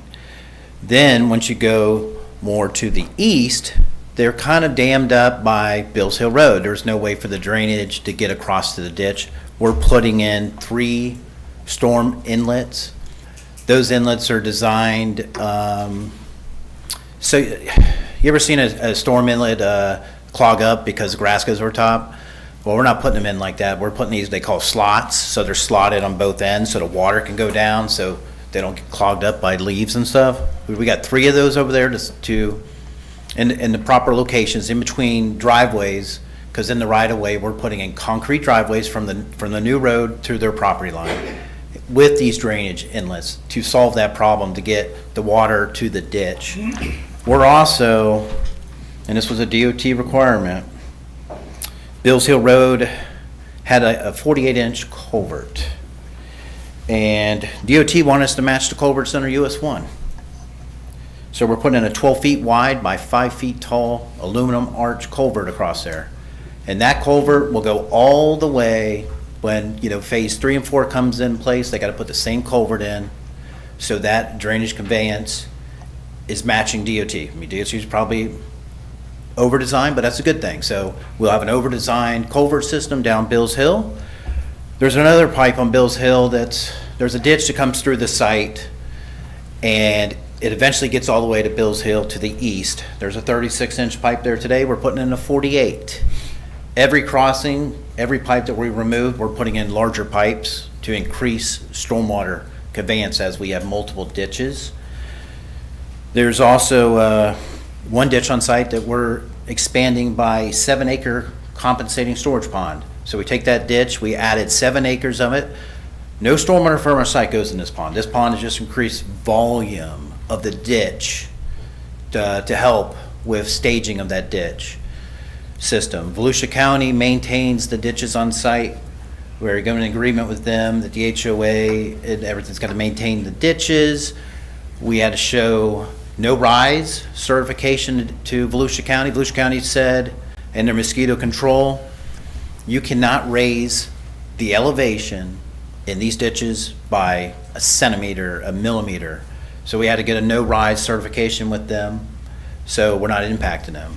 We've also got approval from FEMA. FEMA's approved every single lot on this development, put them in flood zone X. They're outside the flood zone. They looked at the calculations, the modeling, and they've approved this development with all the impacts. And we already have approval given it to Jerome on the flood study for this development. This site has substantial amount of stormwater. It's really good piece of property. It has really good soils, type A soils. It has some wetlands around it, but we impact little wetlands, but we're doing all conservation on the property. So we preserve a lot of wetlands. Wetland preservation, 15 acres within phase 1. You have multiple stormwater ponds. We're 22% stormwater for the site. We're only 36.2% impervious, 63.8% open space. That goes for green space areas, retention ponds. That just shows you how there's not really a lot of development on it per se, per acre. We maintain all the cemeteries, keep them natural. HOA's gonna maintain them. We built parking lots for those cemeteries. So create it as amenity around the site. We don't impact any of the landfills, keep them in conservation. Those landfills have tremendous amount of trees over them. They're going to create that look. This development will save every historic tree. We don't touch them. You need your approval for removal of historic trees. We didn't ask for a single one. I try to design every site that we don't impact them at all. It's, it just creates the beauty. We kind of done some stormwater ponds that are actually called bioretention ponds. So we keep all the trees, they kind of help with removal, but it creates the beauty that you're not taking all the trees, just underbrushing. It's a good design. It's preferred St. John's. And floodplain wise, outflow, 17% reduction in 100-year floodplain. It's a stormwater improvement, and we've added volume to the ditches for properties to the north, and a lot of stormwater stuff to help Bills Hill Road, and a really good infrastructure for the area. This project will be a benefit. This is phase 1. So I kind of have an idea what's going to happen in phase 2, phase 3, phase 4. And we're going to keep continuing to increase volume off these ditches. As we got to show floodplain compensation, and we're going to increase the volume in those ditches so that it gives a direct impact and benefit to the neighbors in this area. So anytime you're going to come in and fill ditches and stuff, it's got to be really looked at. And there's a lot of agencies looking at this, from FEMA, like I said, FDOT drainage, Mead Hunt's looked at it, St. John's has looked at it, multiple agencies on this development. None of this goes into the lagoon. So it will eventually go into the lagoon, but the good thing is in St. John's, the new stormwater rules, and when we were permitting the site, they just changed these rules a couple months ago. We had to comply with those changes. And all those changes are about protecting your lagoon. The ponds there are built to get rid of the nitrogen. A wet pond, just real basics here. A wet pond removes 63% nitrogen and phosphorus. They want us to remove 98%. So to remove 98, you got to do this system where you're dry to wet. Very difficult to do when you don't, say, have really good soils sometimes. This site has the best of the best soils. Those are type A soils on this site. There's a sand ridge on this development. This development will not, all the dirt that's on this development will stay. There will be no exported dirt, there will be no imported dirt on this property. It'll all be within the site. And just moving it around and creating those stormwater ponds and whatnot. But the beauty of the site will remain intact because the layout is about saving the big trees. Good. Thank you. Thank you.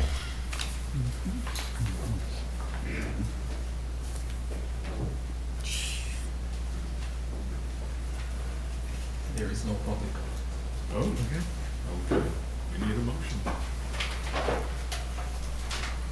I make a motion that we approve the final development plans for the Oak Hill Town Center Phase 1.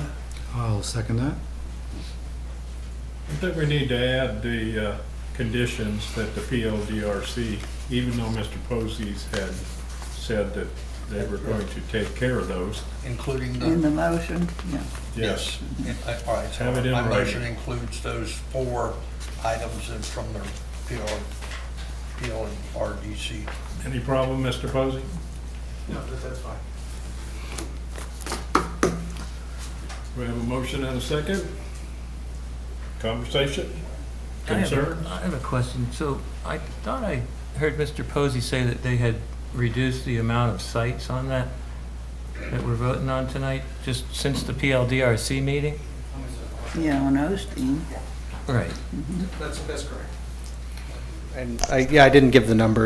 We lost 8 units. 8 units? Yeah. And so I guess my question is for the Attorney Simpson. Doesn't that require a review by the PLDRC board because it constitutes a major change to the development?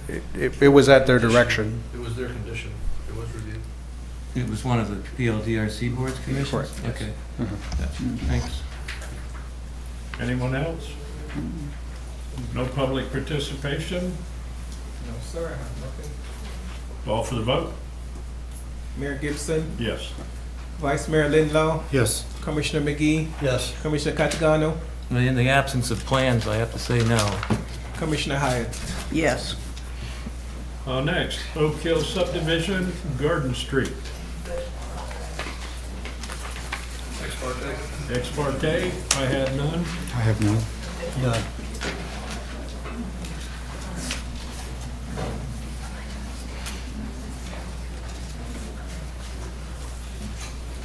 None.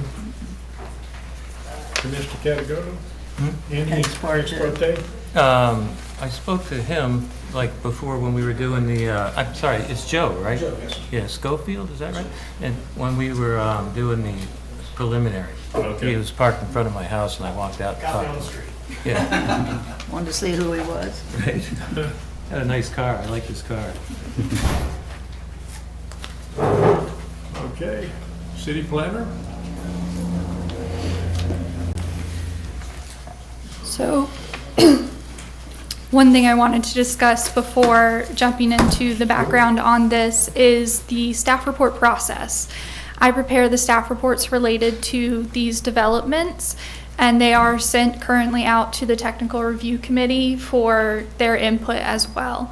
And due to Hurricane Milton, we did have a little trouble with coordination, so a staff report was given to you at the beginning of this meeting. Jerome handed them out to each of your seats. It does just have a minor change on page 6, which is provided with strike through and underlined, because our stormwater expert provided some different language that was better and more accurate than what I had included in the original report. So I just wanted to make that known first.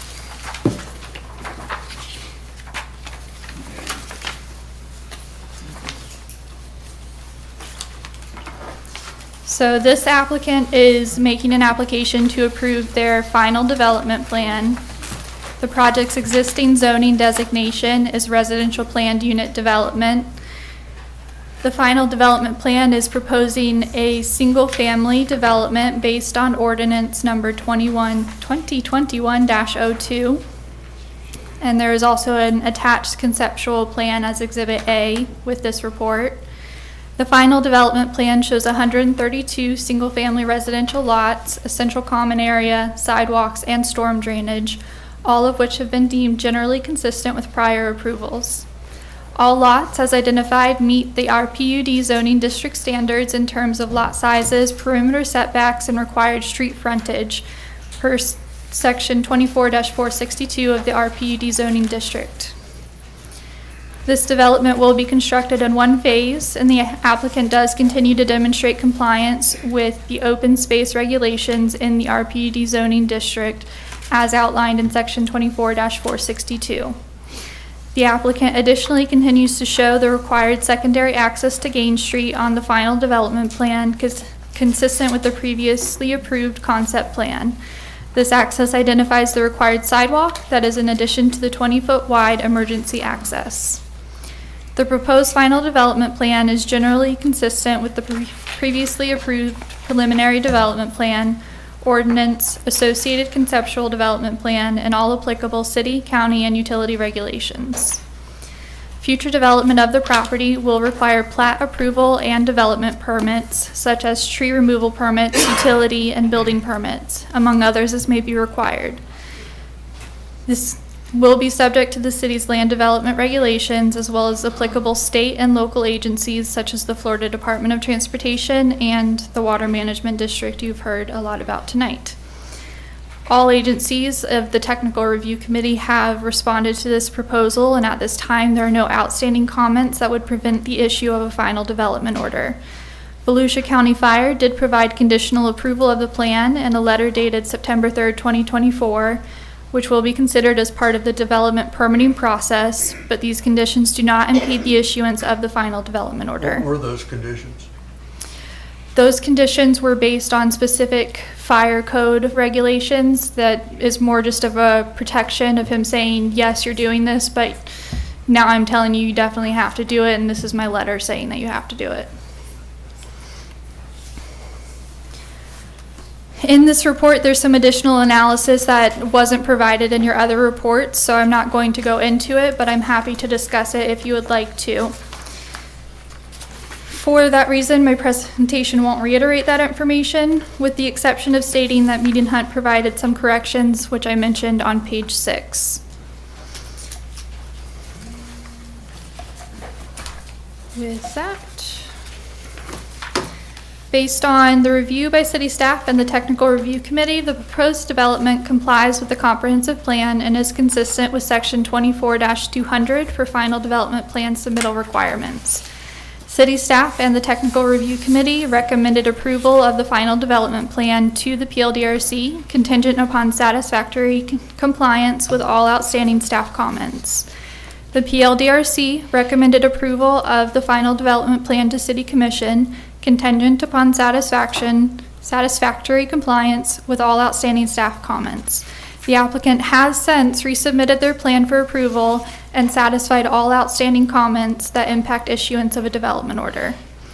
So the decision before you tonight is whether to issue the final development order or refuse to issue the final development order based on a determination that the development fails to comply with the conditions imposed by the preliminary development order. This is the property with possible rookery on it, I believe this is that property, yes. and where do we stand on that? Well, I'm not the expert in that area, but where we would stand on that would be related to permitting or mitigation requirements with the appropriate federal agencies. Okay.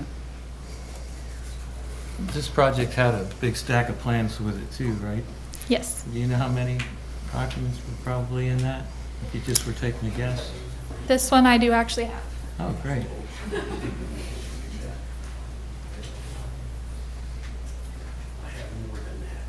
I believe you. So this is the stack of plans that was most recently submitted. The only thing I don't have with me in this packet is the landscape plans, but I do have those up on my computer for discussion if needed. And do you know when these were submitted? The exact date of this submittal, no. The landscape plans were submitted as recently as between PLDRC and now. Okay. Because they did have to show compliance. September 30th, right? Yes. PLDRC board? Yeah, so see, we don't have those, Steve. They're not in our agenda pack, so we haven't seen them. I have the originals back from when they did it. Yeah, I don't have the changes, but I have the We originals didn't from get when them. they did them the first time. We didn't get them in here, like you said. You said we did, so I'm just pointing out. I that we have, didn't. I have read those, the originals. Because I've went to City Hall several times to see those plans and was never, they didn't give them to me. Understood. Happened one time on a big table out here, these giant, they were bigger than that, you know? Yeah. So I looked at those for a few minutes, but that was it. Yeah, those were the plans we had, so that's what was presented to you. I came And the three most- times, and you know it, you know it. Yeah, There's no reason to we got deny you that. the And I plans looked so through that them you for could just look a at minute, but For standing up, you know, looking on the table, I don't know why we wouldn't get them like the rest of them, so. I'm just And saying, when we we didn't sent them see to you them. in an so- email, people complained that they were too small, they couldn't read them. Or if we printed them out on the small paper, people complained that they couldn't read them. So people came to the office and they got the hold of the plans, and we had a table right here, and people could look at the plans, including you. Right, I did. So what's the problem? There's a problem because I couldn't stand long enough to look through them. There's too many. the only, I'd like I'm a to, disabled vet, you know? I mean, what the hell? Why shouldn't I be able to get the plans in a way that I Chairs, can there look are at them? many chairs here you could have sat down. I couldn't see the plans if I sat down in the chair. one point of We didn't get 'em. clarification. They're not in the agenda pack. Point I of just wanted order. to point that out. Yes, ma'am. One point of clarification I wanted to make is the most recently submitted landscape plans, the only change to them was adding street names onto the plans. So the previous submittals would have been consistent with the latest submittal. It truly just added Mirror Bay Circle, or whatever the roadway name is, onto the plans. That was the only condition that the landscape architect required. I'm glad you brought that up. On social media, it was said the mayor's got a street named after him. This is a NASA astronaut. His name is Captain Robert L. Gibson. Not me. No money in my pocket, no street named after me. In fact, the streets all are astronauts or work for NASA. Now, the thing is, we've got Bivens that live in Oak Hill, we've got Evans who live in Oak Hill. You know, I mean, social media just really reeks with BS. Go ahead. Are there any additional questions? One quick question, Heather. When was the first submittal of the final development plans after the approval of the preliminary development plan? April 2024. And when was your staff's first response to the first submittal? Within approximately 2 weeks of the submittal, so it was submitted on approximately April 17th, if I'm not mistaken, and before the end of the month, we had provided initial comments on review. When Did those initial comments say that there were missing items from the submittal, or were you just, was the submittal complete and you were reviewing the finals of those submittals? The only thing that was considered missing was the landscape plan, and it was submitted with the next round of submittals. And when did that occur? May. Okay, thank you. So from your perspective, staff's review's perspective, all the submittals were submitted by May of 2024? Yes, sir. Any other questions, comments from the commissioners? None? Mr. Adams? Do we have? The next would be the presentation, but I just want to add one piece of Yes, go information, right just ahead, because it Scott. kind of came up during the planning board meeting about when the payment was made. There was questions about when was the final development plan payment made, application fee paid. And Jerome had contacted me the Friday before and said, I don't see anything about a final development application, development plan review fee in our documents. And so then at the meeting Monday on the planning board came up again, and Jerome said that he had them just pay what they paid before. So since then I went back and looked. We don't have a final development plan review fee. What we have is, currently what we have now is an application for either a minor development plan or a major development plan. A major development plan includes both preliminary and final. So when they paid the application fee, when they started the preliminary review process, that was a major development plan review fee that covers both the preliminary and final. At the time they did the submittal, we did not call it preliminary, a major or minor development plan review. We called it major or minor site plan review fee. And it was based on whether it was more or less than 5 acres. And if you looked at our definition of site plan, it refers you back to the development review plan definition, chapter. So site plan review was really development plan review in our prior application. And that application, they submitted a major site plan review and paid the fee in December 20th, 2022.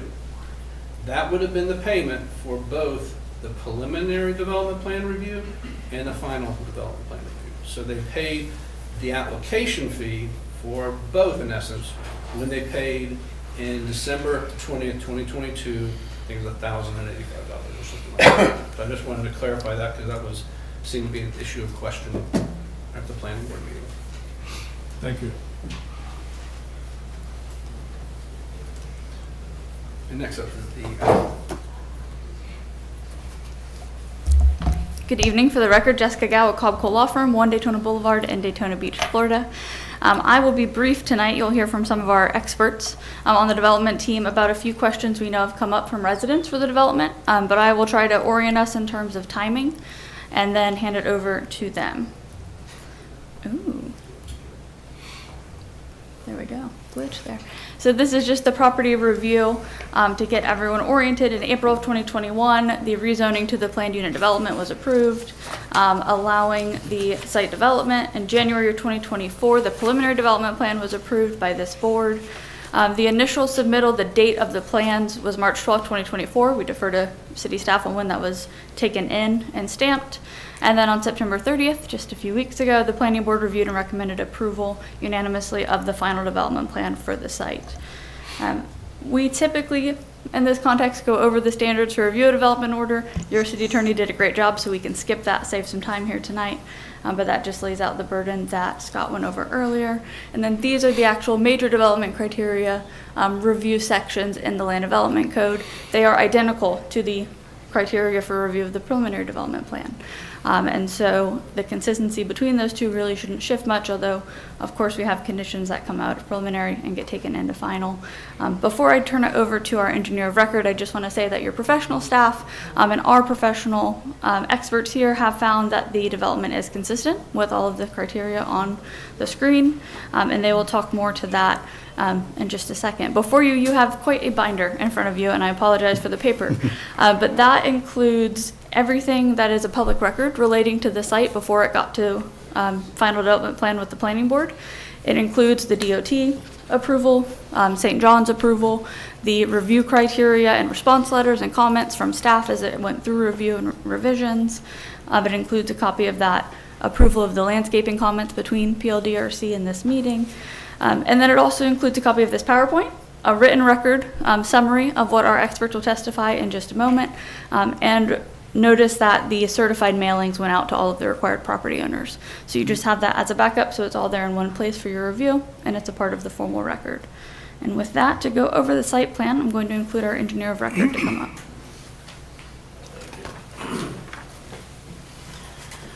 Good evening, Joe Schofield, engineer of record, Alliant Engineering, 10475 Fortune Parkway, Suite 101, Jacksonville, Florida. First, thanks to Commissioner Catagano, who pronounced my name properly.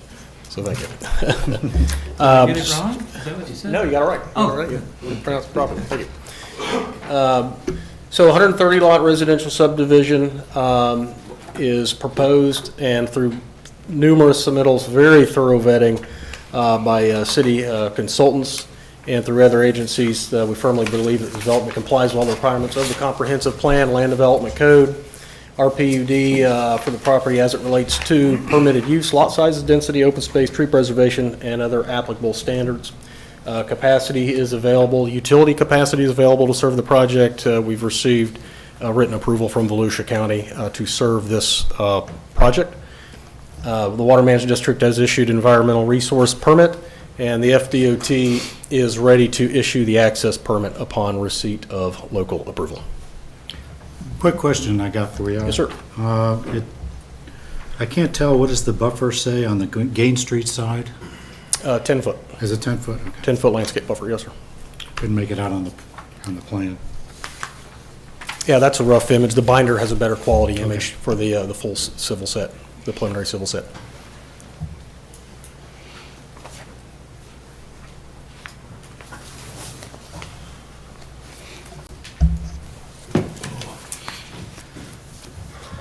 Good evening, Commissioners and Mayor.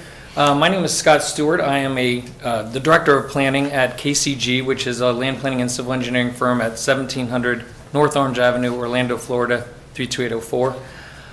I've been working around the state for over 25 years in entitlements and highest and best use of development properties and assisting developers primarily. But my first time to Oak Hill, so it's nice to meet you all. Our team has put together an open space exhibit here. So what we've noted is that the city's comprehensive plan, specifically policy in the future land use element 1.13.1 and the housing element 1.6.2, we've committed to the characteristics of a cluster subdivision, which allows for these smaller lots and then the increased open space. So we have an exhibit here demonstrating that we preserve 60% of the site in open space. That's kind of all the colors combined. 35%, which is highlighted in yellow, is the common open space, and that's owned and maintained by the HOA. The areas in green are the retention ponds that you can clearly see, but those are not considered common open space. Those are just general open space. And then the blue, we've highlighted all the lots here, but this includes the perimeter of the unpaved right-of-way, the perimeter buffers, and then the lots, but only 40% of the lot is being counted toward that open space. So all told, that comes out to 20.1 acres, then comprising the 60% open space. So obviously the houses, the driveways, those aren't counted. But you know, what the code defines as like patios and green space and all that on the individual lots does count toward general open space. I concur with staff's review of the land development code policies and comp plan policies and finding the site in full compliance, and I'll be available with any questions or for any questions, and I'll turn it back over to Jessica. Thank you. And just in summary, I do want to note just two items on this overall plan. one, that the design iteration from the original PUD approval to this plan has shifted quite a bit. But what has remained the same is that in terms of stormwater retention on the site, all of the required stormwater retention, so that 100-year event that we talked about in the St. John's review, is included in the ponds on the perimeter of the site. I just felt like a flight attendant. On the perimeter of the site, there is a large pond in the interior of the site, which is aesthetic in terms of permitting. And so there is no required stormwater volume being held in that system. But what the development plan has done is through piping and through swales and grading throughout the site, and Joe can talk on it more, has designed this so that in the event that those stormwater ponds pop off, right, where we have more than a 100-year event, that water flows internal to the site to that additional pond. So as a safety valve for the residents that are surrounding us, and it has that extra storage capacity. So the developer here has worked through design iterations to kind of respond to comments that we have received, compliant with the land development code. We've got the landscape buffers. Some of those exceed what the PD has set forth. They had 5 feet and 10 feet. We've got 15 feet buffers on some of the edges here. And our development team is here to answer any questions from the board or from residents. So that's what each one of the little circles is in the stormwater ponds, as the pop-off valves go into the... I think those are actually fountains, but Joe can, yeah. First, a point of clarification, the stormwater management facilities or the proposed dry ponds around the perimeter in the exit thing, that's good. Those were designed per state rules for the mean annual storm, so that's the 5.5 inches in 24 hours. So that's what the state requires of us, and city code, land development code, defers to the water management district to govern stormwater design. So the facilities retain that first 5.5 inches of stormwater. So then, because that's all we're required to do, but by building the project, basically building a levee around the low portions of the property that everything would be drained to now, and it would start to fill and then pop off to the neighbors to the north. We've heard from those folks in prior meetings. So we're gonna basically build a levee around these low areas and improve, provide some of that additional protection relating to stormwater in these big rain events by sending the water into that central park area. And creating some additional storage that way. So the little circles you see here, you see that? Those are just areas where our stormwater pipes are able to get that emergency overflow into the interior space and not divert it to the neighbors, to Gaines, to US 1, to some of the neighbors to the north and south. So we're trying to keep as much stormwater as possible inside of the project area to protect the neighbors and city roadways and so forth.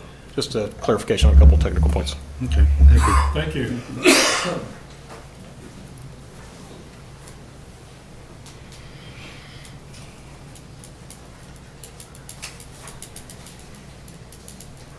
Janet Shiro.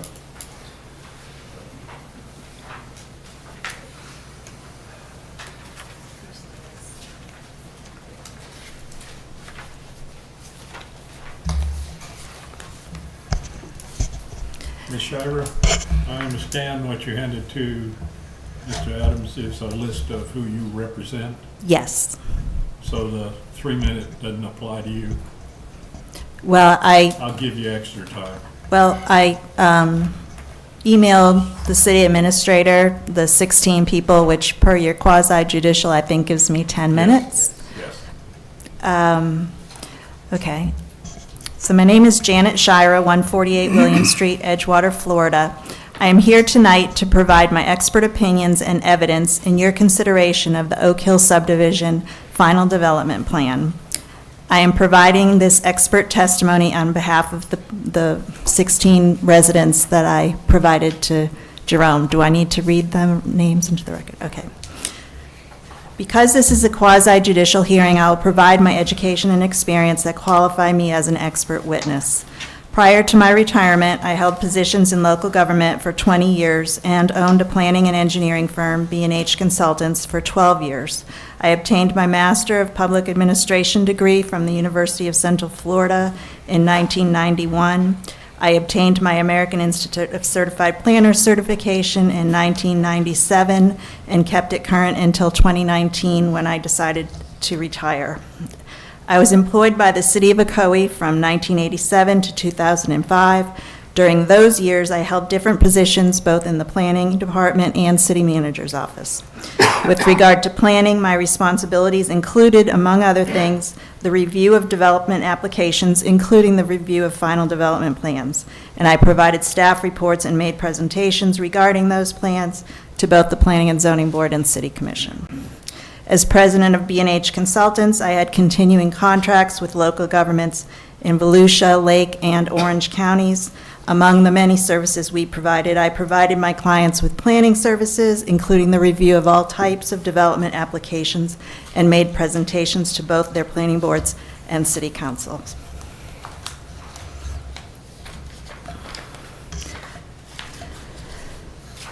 Tonight, you are being asked to consider approval of the final development plans for the Oak Hill subdivision, formerly referred to as the Garden Street RPUD. My comments will primarily be based on the issue of common open space. The center portion of the development, this area,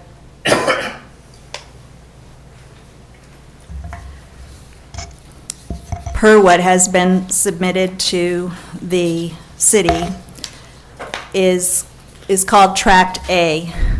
Tract A equates to 7.085 acres. The overall development includes 33.5 acres. Per your city code, 60% or 20.1 acres needs to be set aside as open space. More importantly for this conversation, 35% of that overall open space, or 7.035 acres, needs to be set aside as common open space. If you remember the first plan they showed there, that middle area was colored yellow, other than the pond. The pond was colored green because it cannot be included in the common open space. So the way they're obtaining their common open space is that yellow area and then slivers around each of the retention ponds. Again, that first slide showed that they were yellow. But that does not equate to what's required in the common open space, because you cannot include retention ponds in your common open space. So, and that's per section 24-462 of the Land Development Regulations, which states that they can't do that. If the center pond is purely aesthetic, and they don't want to include it in the stormwater plans, then they would use that whole in center space and they would meet their common open space. But because they put that pond there, they can't count that area. So because of that, they don't meet their common open space requirements per your code. And so it's my expert opinion that you should not approve the plans as presented.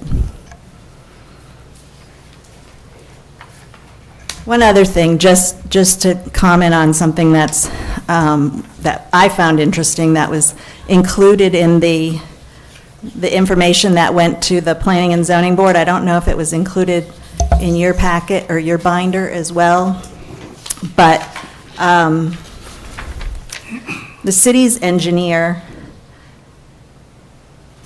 originally sent the developer's engineer a letter talking about the design of those dry retention ponds around the perimeter. And in that letter, it says, the mitered end sections in each of the dry ponds is shown to be constructed in a sump condition that is not a typical design. It is our opinion that these structures will be covered over in a few years with sediment flow from the streets and erosion of the side banks due to the sump condition. Please consider a redesign. And then Alliance response is basically, while we acknowledge that this is not ideal, it shall be the responsibility of the homeowners association to maintain all areas of these dry retention ponds to make sure they function. But your own engineer said it was not a favorable way to design the ponds, so you're almost setting up that homeowners association for a lot of expensive maintenance that goes beyond the regular routine maintenance of the ponds. Are you calling more speakers? Tanner Andrews.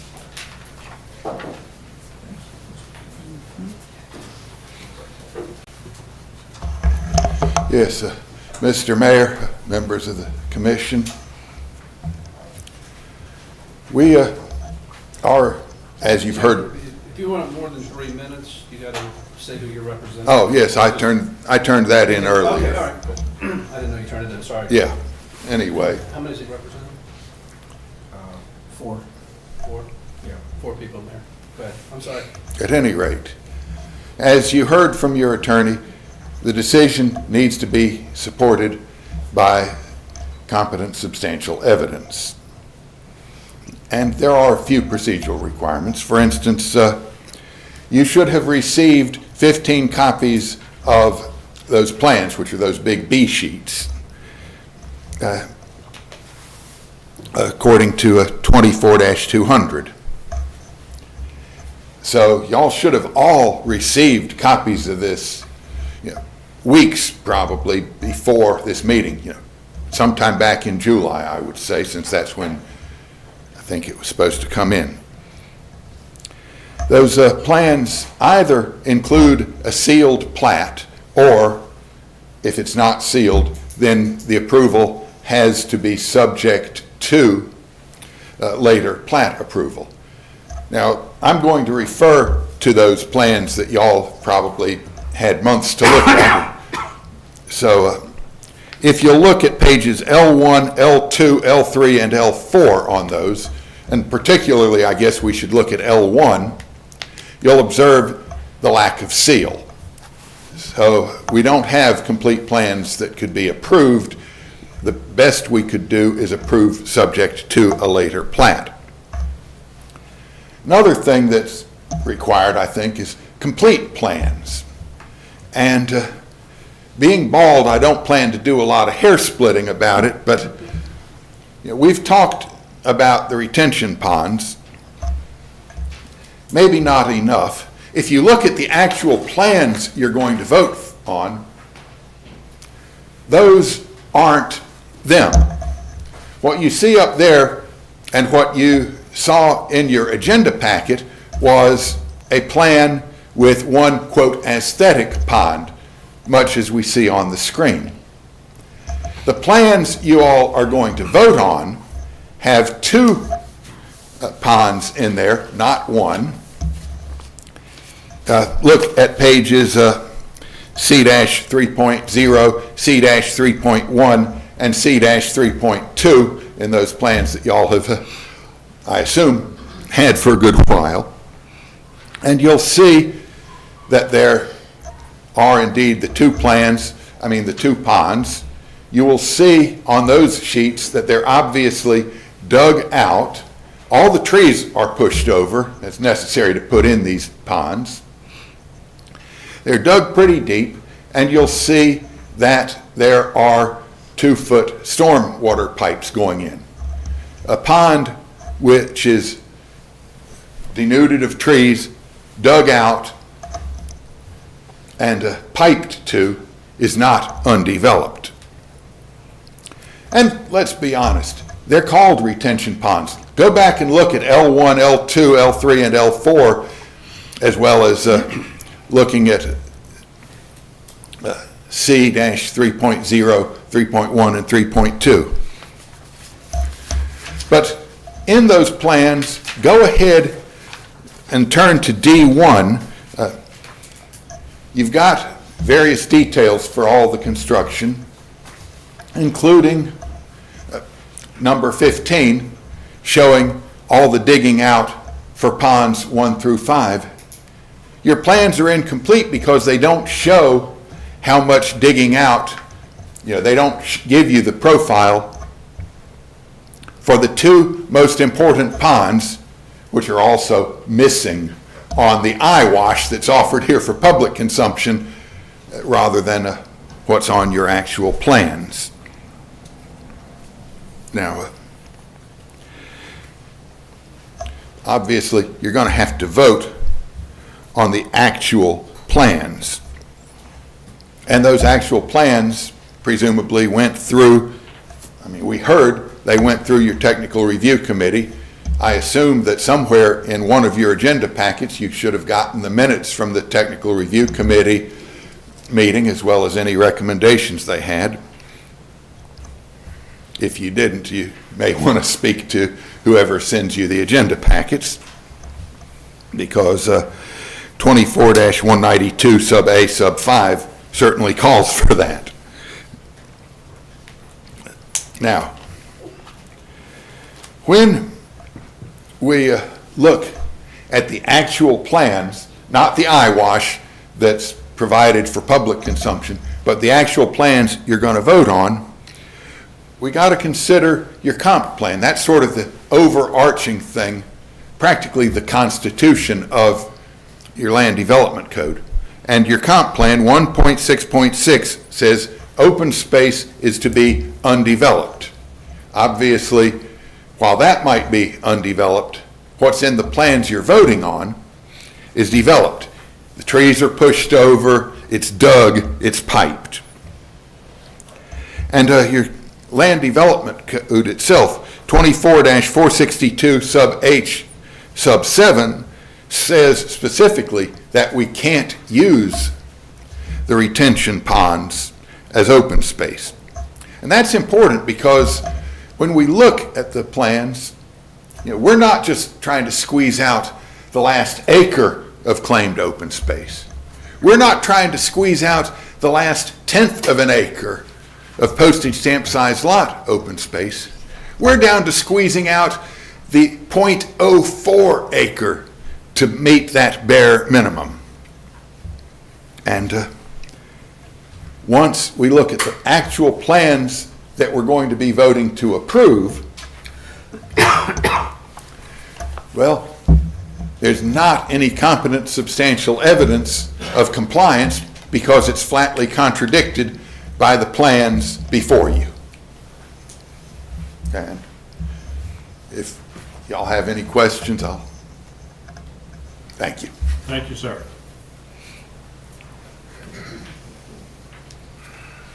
I have no one else. Okay, well, Hi, fellas, ma'ams, guys.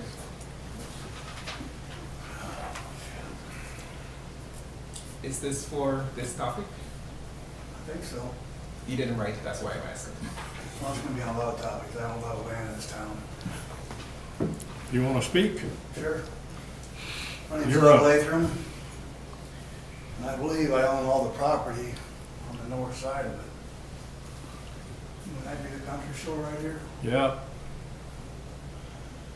So I was sitting home watching this on TV or the internet, this when it all started, and planning on coming up here. I own a lot of real estate in this town. And I know this is on this, but the lady in the orange back there has that 5 acres. And I know we're not talking about that now. That's a total swamp back there. And the people that live here in this town, that pay taxes and have lived here for years, are the ones we should be considering.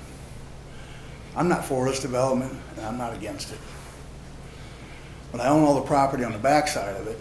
I spent the whole storm pumping water. I have no ditches on the side of Canal Street. I can't get them put in. The country store up front of US 1's got nice ditches in it, so I gotta set pumps out there to protect the land I own behind it, which is all full of water, which I got a lot of money invested in, that's really a lost cause. Just the fact. This thing borders up to it. And if we ain't talking about this one, let's talk about the one they're talking about up on the other road or down here. I mean, if we don't take care of the people and have the infrastructure for all this water to run off to, You know, River Road, the night of the storm, in front of my park, there was 6 inches of water. Now we're gonna pipe the water from whatever it is up there we're talking about, that other subdivision, I'm not quite up on it. It's gonna come down, come to Lighthouse Cove. Where's it gonna go? Is there a trench going to the river? Yes, There is? yes. Because when you come down Canal Street, there's nothing there. If anybody lives around there, the water goes over it. There's no tiles underneath it. I mean, and this here, I mean, I probably own more equipment than most people around here do.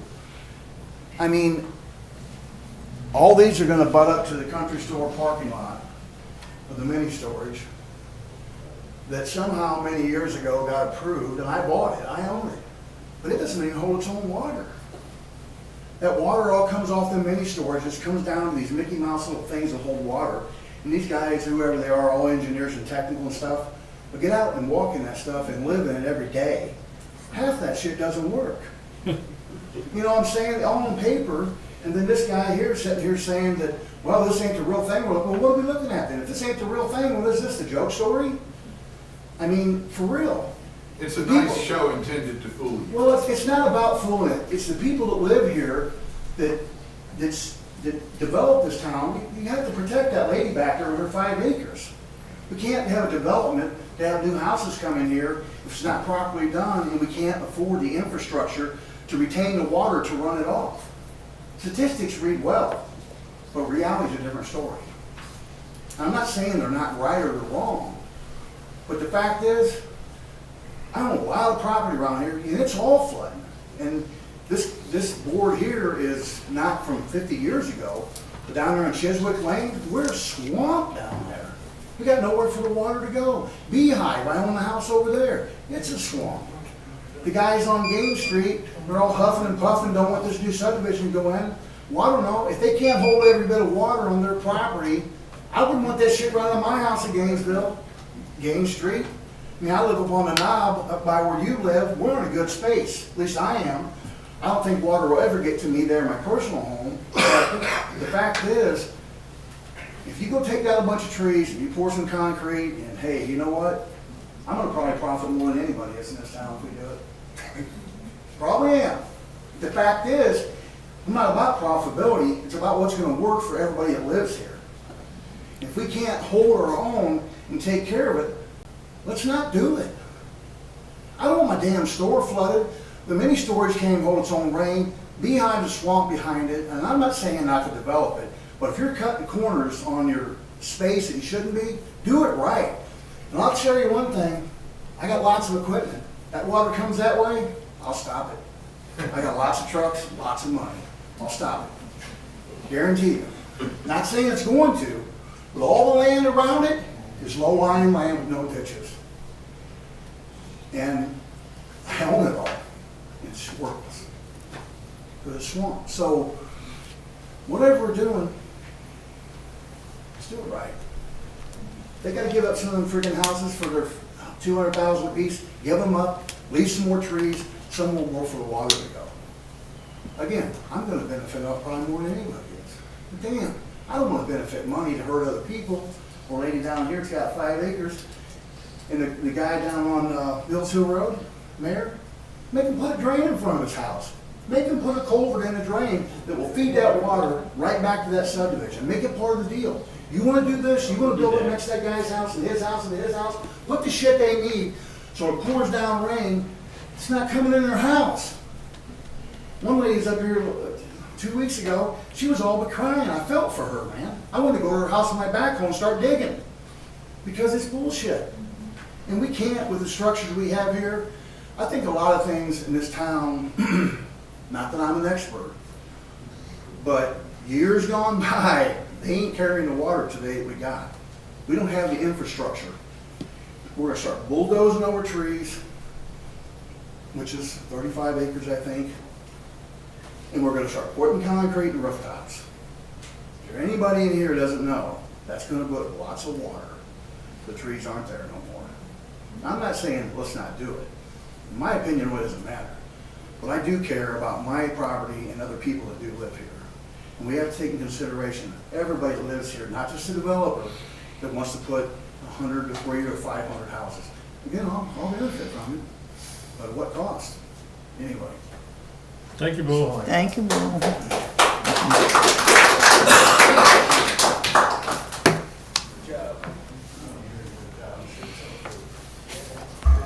Again, for the record, Jessica Gow, Coppell Law Firm, 1 Daytona Boulevard in Daytona Beach, Florida. I just want to touch on a few items, and then we'll have Joe come back as the engineer to talk about a few others. To Mr. Andrews' comments on the plans, this is the final development plan. There is one plan in the center. City staff can verify that. The final development plan matches what you see before you. If he reviewed an earlier set that was submitted, I can't speak to that, but this is the final development plan for the site. I'm going to go back to the open space plan because that was brought up a lot. Open space, and Scott mentioned this in his testimony, is a defined term in your land development code in 24-462. It says open space is the area at ground level which could be planting, patios, unpaved portions of right-of-way, guest parking, walkways, grass, etc., but excludes the areas covered by the dwelling unit, the garage, the driveways in those areas. We do not argue that stormwater should be included in common open space, which is that 35%, which is why the stormwater ponds are excluded on the plans. I know there was a comment that there is yellow around the stormwater ponds. That is not a portion of the pond, and Joe can confirm the top of bank is included in that green area that we are excluding from common open space. The yellow is walking trails around the pond, the landscape buffers, and items like that.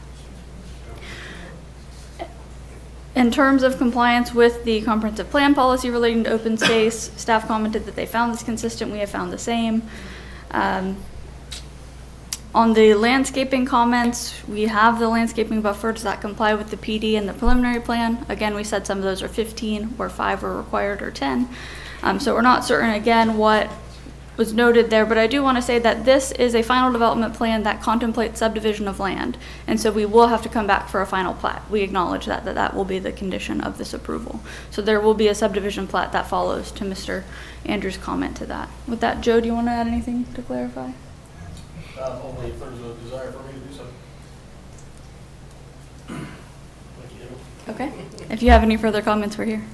Let me provide a couple of comments as well, just from our code. First, the definition of open space in our code means that portion of land or water not used for building street right-of-ways or off-street parking. So open space can include water. The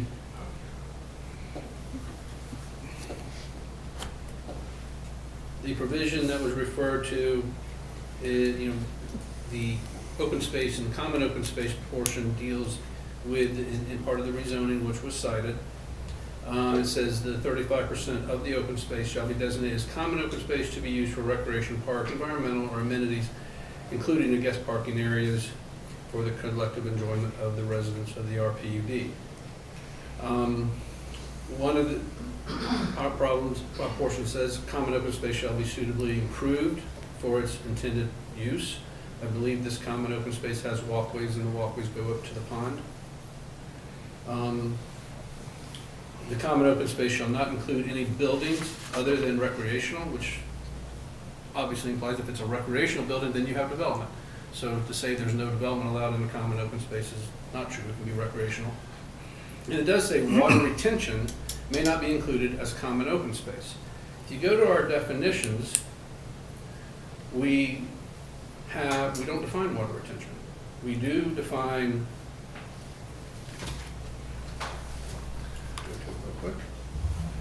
water retention structure means a facility which provides for storage of stormwater runoff, but we also provide for water detention structure or water management structure means a facility which provides for storage of stormwater runoff or controlled release of such runoff during and after a flood or storm. I think you heard testimony that this area was intended, this center area where the recreational pond is not required. It could, my understanding is it could go away. And then they would still comply with the stormwater. They're proposing it to provide additional stormwater capacity. So if it's objectionable to the commission to have additional stormwater capacity to alleviate any flooding to the neighboring properties, I believe they can easily eliminate that. the last discussions I had with them, that was the case. That is not required stormwater. So the common open space does not include required stormwater. You can't, that's for sure, you can't include required stormwater in common open space. This is part of the recreational amenities that they are providing with the additional benefit of additional stormwater capacity. The commission has the discretion pursuant to the, go back to the zoning provision that says common open space must be suitably improved for its intended use. Common open space containing natural features deemed worthy of preservation by the Planning, Land Development Regulation Commission or City Commission shall be left unimproved. If you want to leave this unimproved, I think that's within your discretion. It's not going to affect their compliance, though.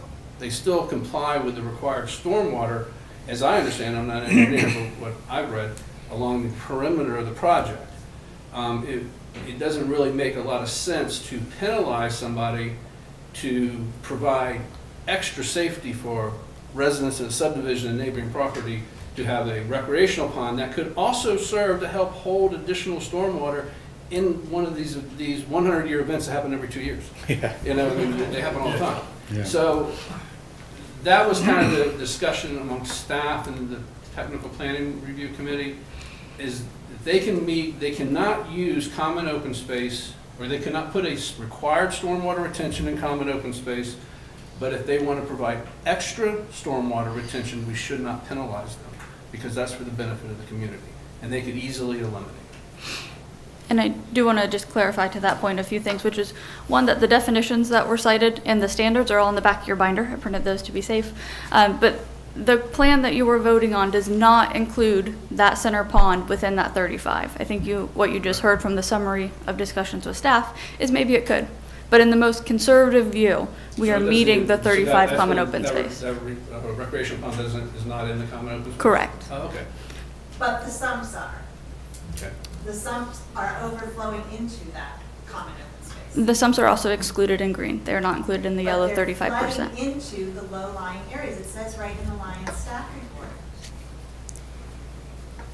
It says overflow will discharge to the low-lying areas and lake within the preserved recreation area. So they're going, when those outside ponds get too much, they're going to flow into and come up those sumps in the middle, those green circles, and they're going to flood that area. That's and the then idea. seep in. So you can't flood an area that's common open space because you can't use it for retention.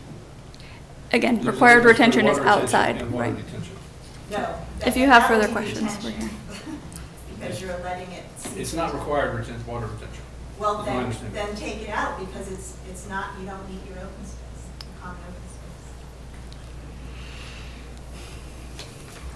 space. In Thank you. reference, also, I would say the reference to the comprehensive plan about open space, that is our recreational open space requirement in our comprehensive plan, not the open space in our land development regulations. In the staff report, I think it states in our recreational, with this development, I think we are required to have after this project, 14.51 acres of recreational open space per our comprehensive plan, and we currently have 85.72 acres.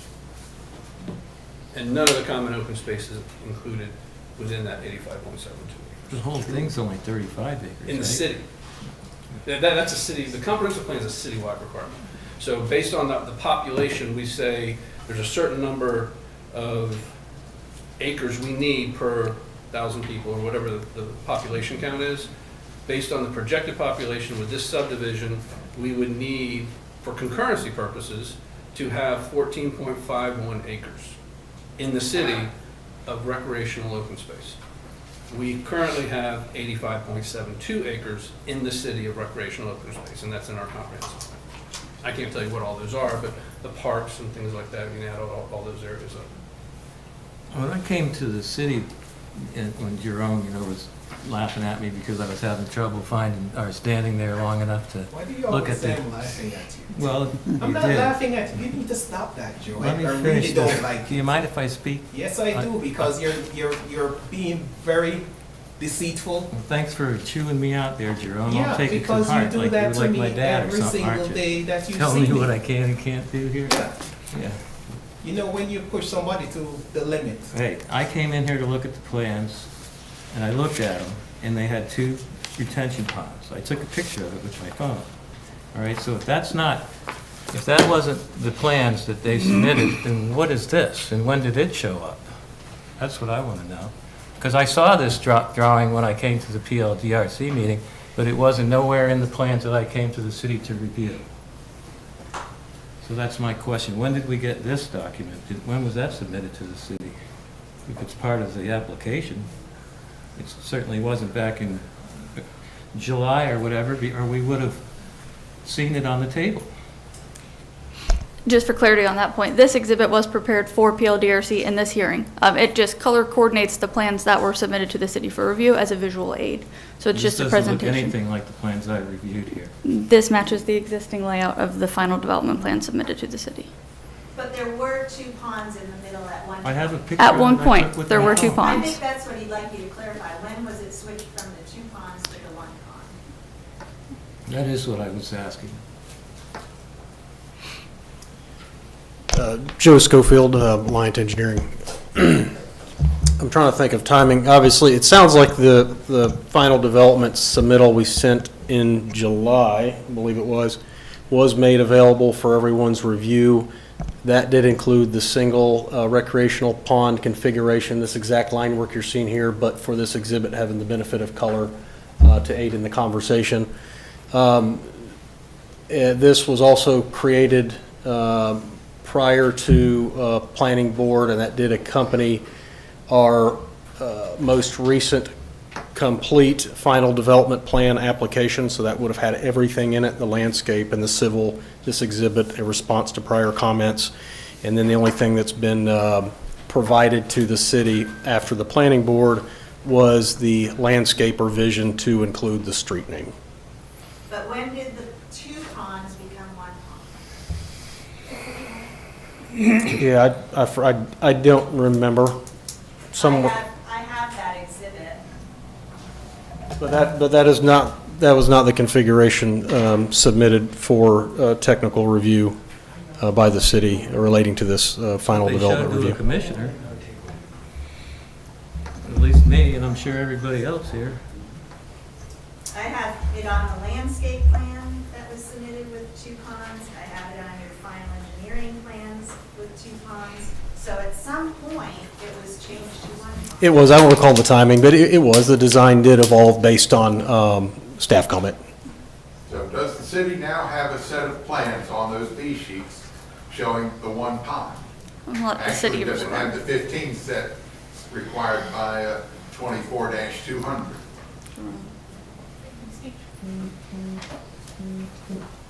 So while I can't guarantee that this is the exact plan set, because I know July was also mentioned, this plan set is digitally signed and sealed by the engineer as of August 30th.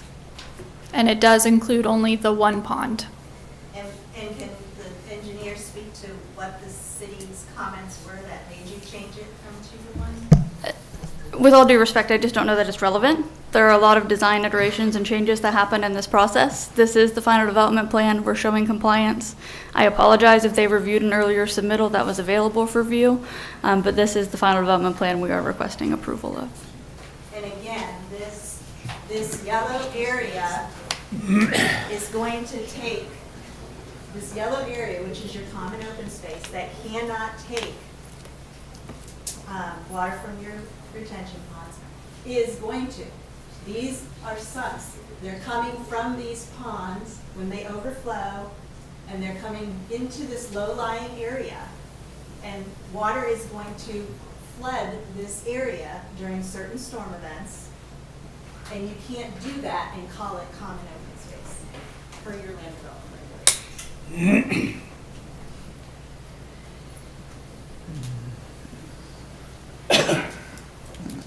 Scott? Any comment? The discussion I had earlier is a conversation I remember having with the development team, is that there's, obviously our code distinguishes between water retention and water detention, but more importantly, what is the required stormwater? What is required to have on the property as required stormwater? And that cannot be in the common open space. If they're going to provide more than what's required to help alleviate in the event of these severe events, I don't think it's reasonable to penalize them because they design it in a way to provide more stormwater than they're required to. It goes against your land development regulations. No, it doesn't. Yes, it does. No, it doesn't. Those You have your are opinion, you just, That is retention. That is it's not required retention. It's retention. It's not required Your retention. definition doesn't say required retention. It just says. We don't have a retention. definition of water retention. It seems to meet the definition of water detention. No, there's a water retention. Ms. Shearer? There's water detention. If I can, just one last point on this discussion. I think that obviously we agree with the city's review of the code. They are the experts there in terms of interpreting it. But when you look at required detention versus additional areas that may flood in an adverse event, think about the last 5 days. If we were to say that the roadside swales could not count, your front yard could not count, because in an adverse event there's going to be water there, then we wouldn't have any common open space. And so it just doesn't logically flow from that discussion. Ms. Shearer, if you'd like to make a comment, would you please come to the podium rather than sitting back there? Thank you. I would like to make a comment because that area, per your land development regulations, cannot become retention. Retention is when the water has time to percolate into the soils. Their own letter to the city in response to this says that that is going to flood until it percolates into the soils. So if it's not needed, take those sumps out. If they're afraid that there's going to be problems already, then, and they're trying to overbuild the retention, then that's a red flag. And they should design it better so that it still meets the common open space and you don't get flooding. But they are trying their hardest to get the lots they need out of this, to market, make it a profitable development, which is their right, but they cannot go against your code, and that is going against your code, how they have it done. If it's not needed, take it out. I don't understand why you're objecting to extra stormwater retention in the event of an emergency. That's That's ridiculous. Well, is your land development code ridiculous? Because it says that your common open space shouldn't have it. Not for this. My front yard is 5 acres. During the last storm, I had 3 inches of water, and I live on a ridge, and it percolated over after about 12 hours. Do I call that a retention pond now? This is a built system. This is a system they're building, and it's going against your comp plan and your land development code. Protect our surrounding landowners.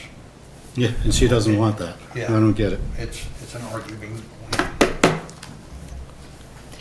Well, the engineers have said that. And there's no, they say 7.04 acres is what they're meeting for common open space. Again, that's the area in the middle. They're taking out that big green pond. How are they meeting that?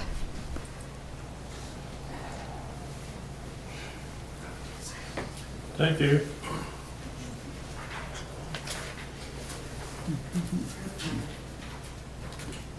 Anyone else? No, sir. Anyone wish to make a comment? Mr. Hammond? Yes, I should simply like to know why it was, if final plans with one pond were submitted in August, and presumably the 15 copies as required by 24-200 were in that. If the final plans were submitted in August, Why is it that in October, the city staff were still offering for review the two-pond plan?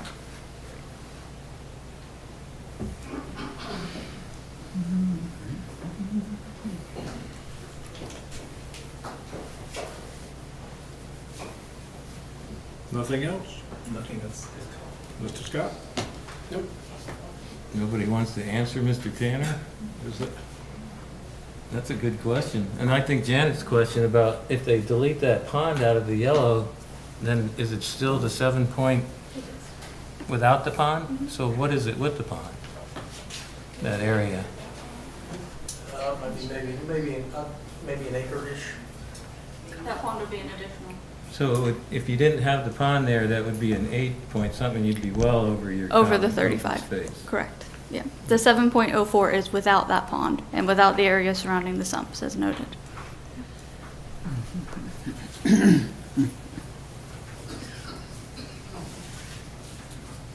nobody else, is there a motion? I'll make a motion, we approve the final sub-development plan for the Garden Street, former Garden Street, Oak Hill subdivision project. I second it. We have a motion and a second. Further discussion from the commissioners. I just would say again that I didn't get these plans and haven't reviewed this, so I can't really vote on it other than no, because I haven't got the plans and that. Well, you said you had them, but you couldn't stand up long enough to read them. Apparently that was the wrong thing, that I couldn't stand up. Were you There's probably listening, more Steve? than one set. I looked at two retention ponds that were labeled that way. I have a picture of it that I took with my phone. So I have not seen these plans. They were not presented to me as a commission. So I guess I can base that on competent and substantial evidence.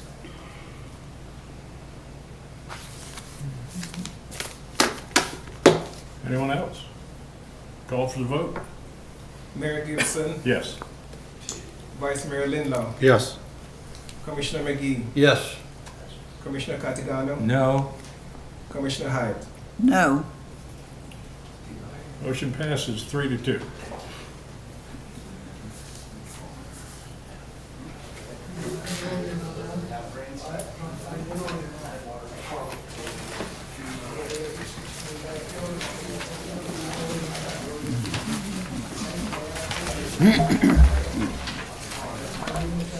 City let me see, engineer, nothing, Volusia County Sheriff's, nothing, I gotta go use the city restroom, Mr. Mayor. administrator. Want to take 5 minutes? I gotta go use the restroom. Okay, let's take a 5-minute break.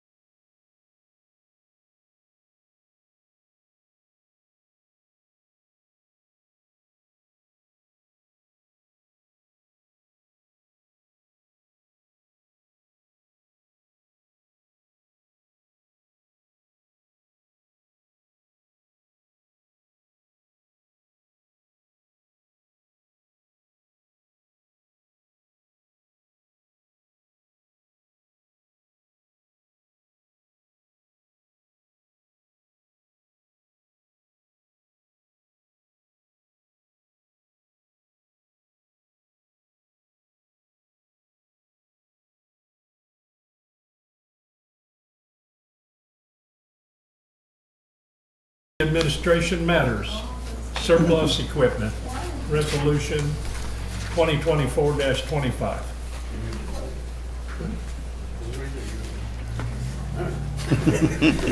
Resolution 2024-25 by title only for first and only reading. A resolution of the City of Oak Hill, Volusia County, Florida, identifying surplus property, authorizing the sale of said surplus property, authorizing the city administrator to effect sale of said surplus property. Yes, Mr. Mayor, this is equipment that the city currently owns that is no longer of use, for lack of a better term. We'd like to send it off to auction. We're piggybacking on the county's agreement that they have with Gideon Auctioneers, and we've used them already in the past to auction off some of our older equipment. So this would be the same thing, just different equipment.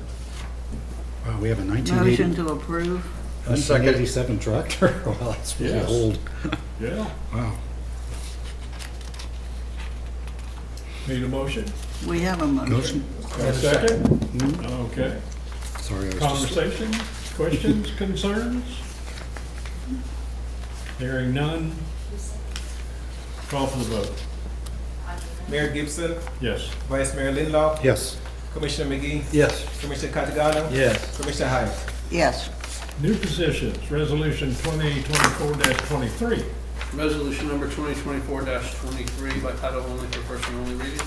Resolution of the City of Oak Hill, Volusia County, Florida, creating the part-time position of planning technician, creating a job description, planning technician, establishing a compensation rate, providing for severability, providing for an effective date.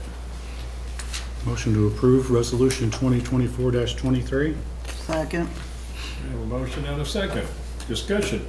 Yeah, I got a question. Will this be a part of our budget adjustment in there to add these salaries in? This was already included in the budget. It was one of them, but did it include both of them? Oh, okay, all right, my bad. Any other comments? Call for the vote. Mayor Gibson, Yes. Vice Mayor Lindlaw, Yes. Commissioner McGee, Yes. Commissioner Catagano, No. Commissioner Hyatt. Yes. Resolution 2024-24. Resolution number 2024-24 by title only for first and only reading.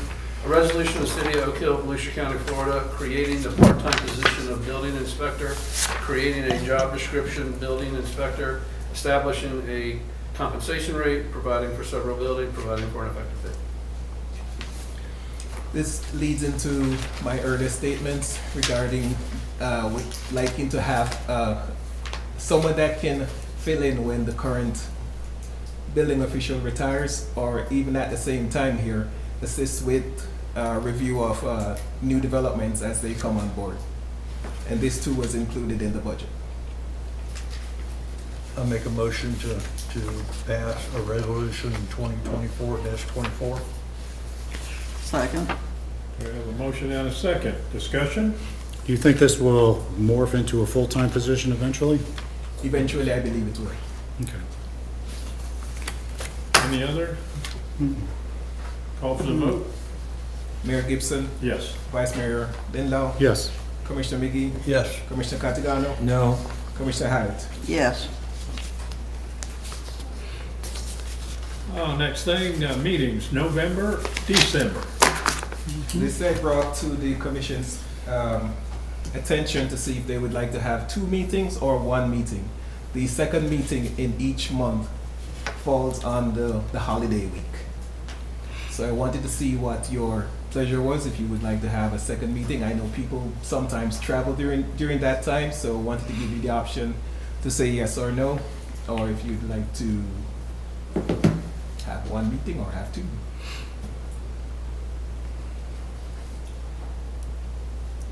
One meeting. Doesn't matter to me. Vice Mayor? I won't be here, so doesn't matter to me.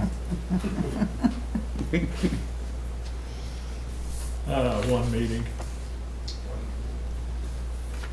By consensus.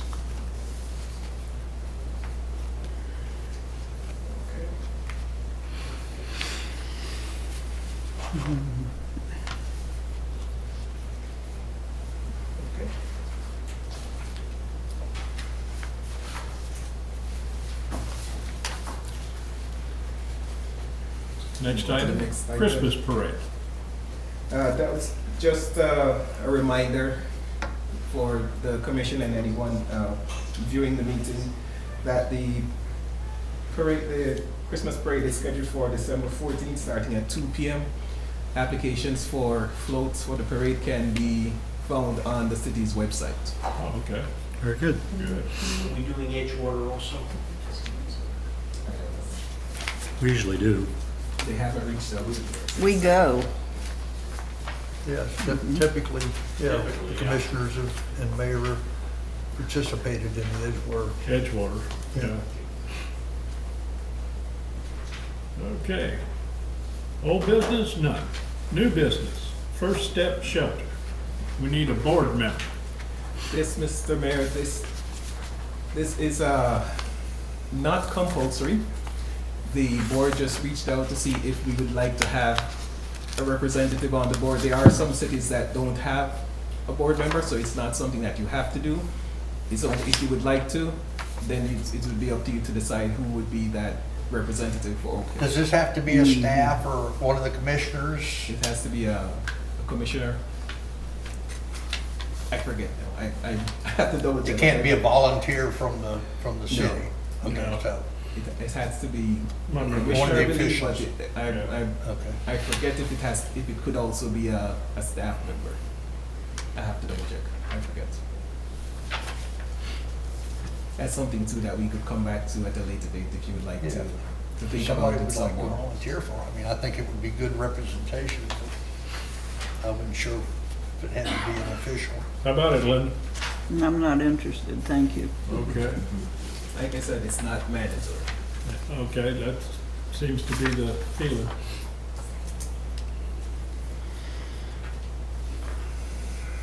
Okay, no city goals we'll talk about. Director of Economic Development, Mike Arman. Thank you.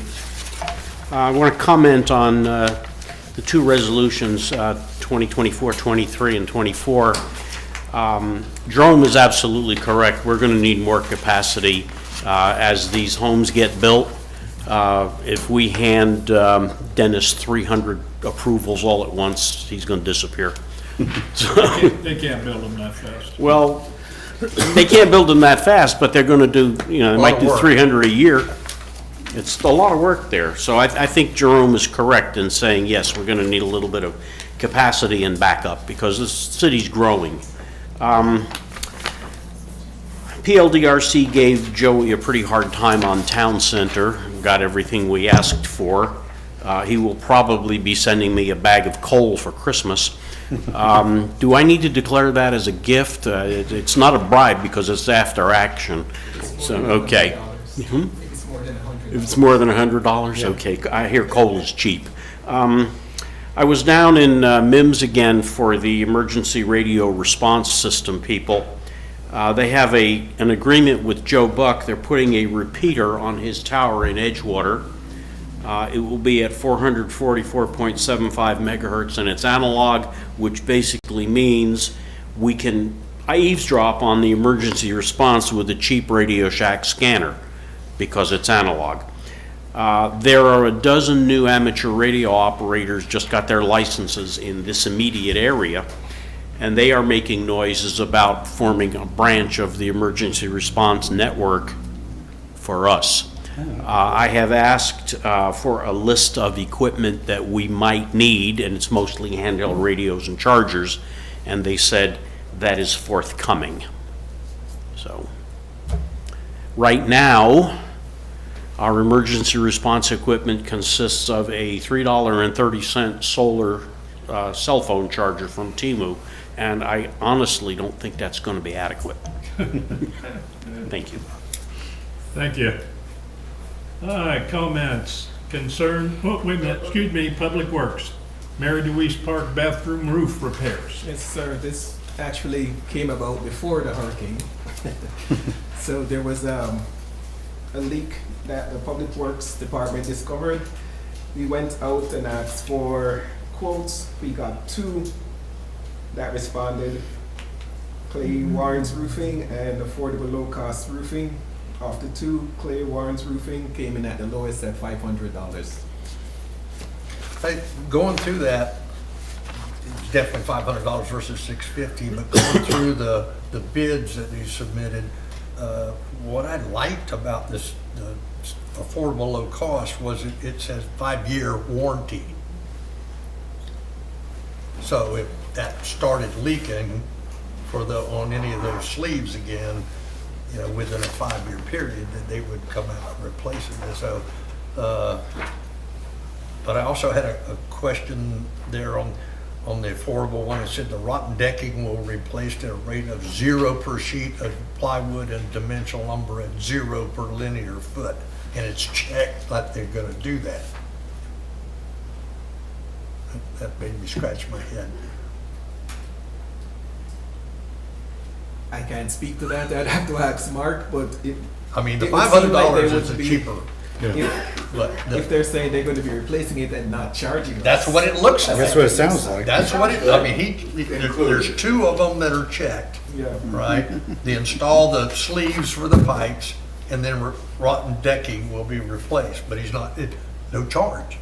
That's good. You also now have the VIA hall missing shingles. Yes. Yeah. I'm getting my pictures together to do my claims. Vice Mayor, comments, concerns? No, I think it's, we should go with the 500. That's within the city administrator's Mm-hmm.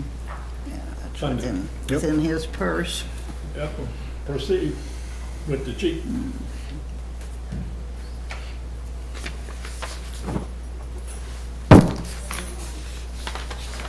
Maybe we should look at putting a metal roof on the VIA hall. That's what I don't, can we do that? Can we do that? Wait a minute. It's a historic building. Right. We'd have to ask, but I'd rather have a metal roof than another shingle I roof. don't disagree with you, but I don't know if we can. That's a good point. Yeah. I don't know that That's a we're good- allowed to that's- do that. I have a question. VIA hall itself. The VIA hall, Instead of just putting. did it metal have shingle wood roof. shingles on it when it was first built?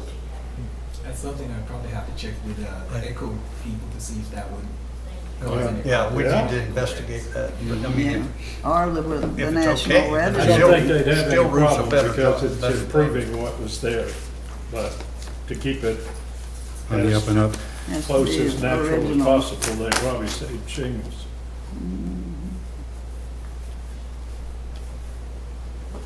Comments, concerns from the commissioners?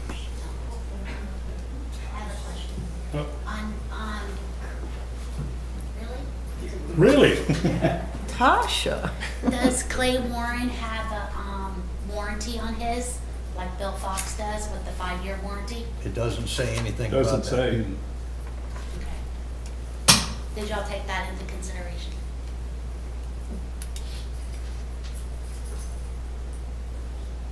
So go with the 500, Joe? It's a cheap one, so.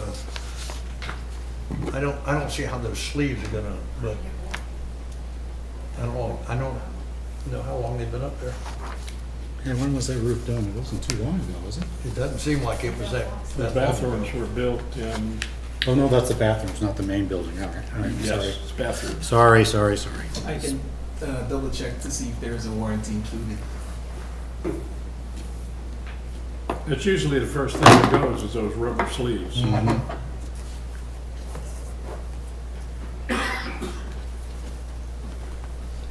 Now you're up. I'm up, okay. As everybody knows, October is Breast Cancer Awareness Month. I always wear my pink shirts in the meetings in October, so you will please remember that those ladies that are, and gentlemen that are actually fighting the disease need our support, and hope that we will keep doing that in the future. And that's all I have. Oh, very good. Thank you, Bill. Nothing. Yeah, I got a couple of things. During the storm, we had a lot of people that were helping other people, and I really do appreciate that, and I know those did. Our own city maintenance personnel were out there doing all kinds of things and cleaning ditches and all that, so thank them for that. The sheriff's department added extra deputies while the storm was here, and I think that was a good thing. James Skinner and the Rat Daddy fed Yeah, a lot people. of people for Yes. free.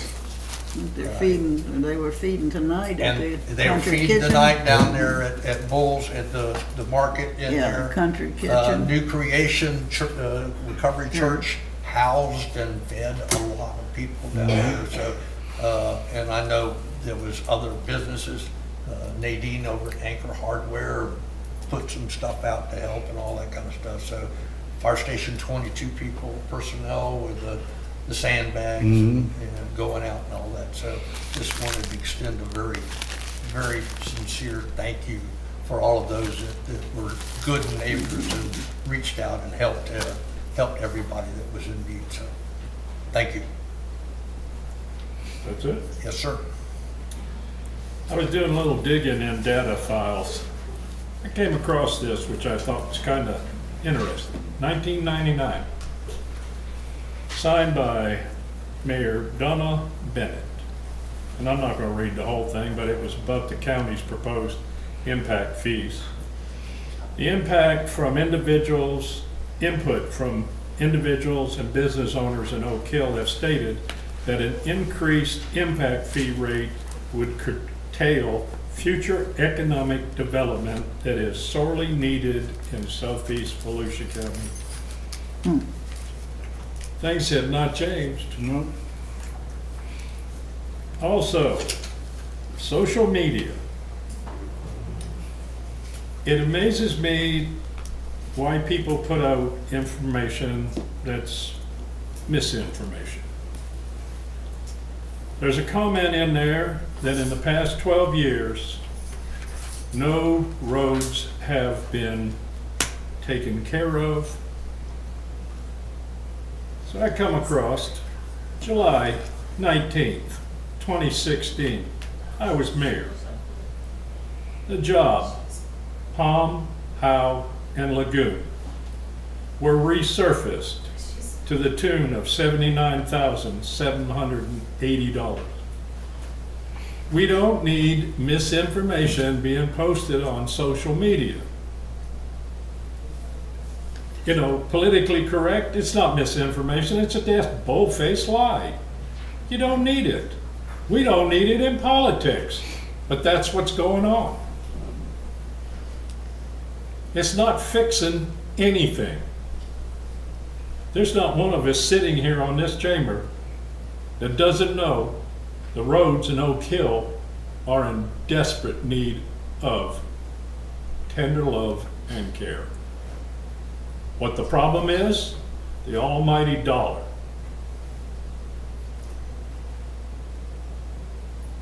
One of the things that I've found out in the past 12 years, there are not grants out there for repaving.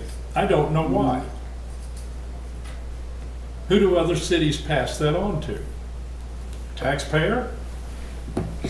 Can you believe the upheaval if we passed that everybody's going to be assessed because we have to fix the roads? They'd say leave them just like they were when my daddy drove up and down the road. We all know that. I just feel that we need to do more positive things, not negative. It just doesn't make any sense. And I'm done. Can I get my nickel back for a second? You got a nickel back. Thank you.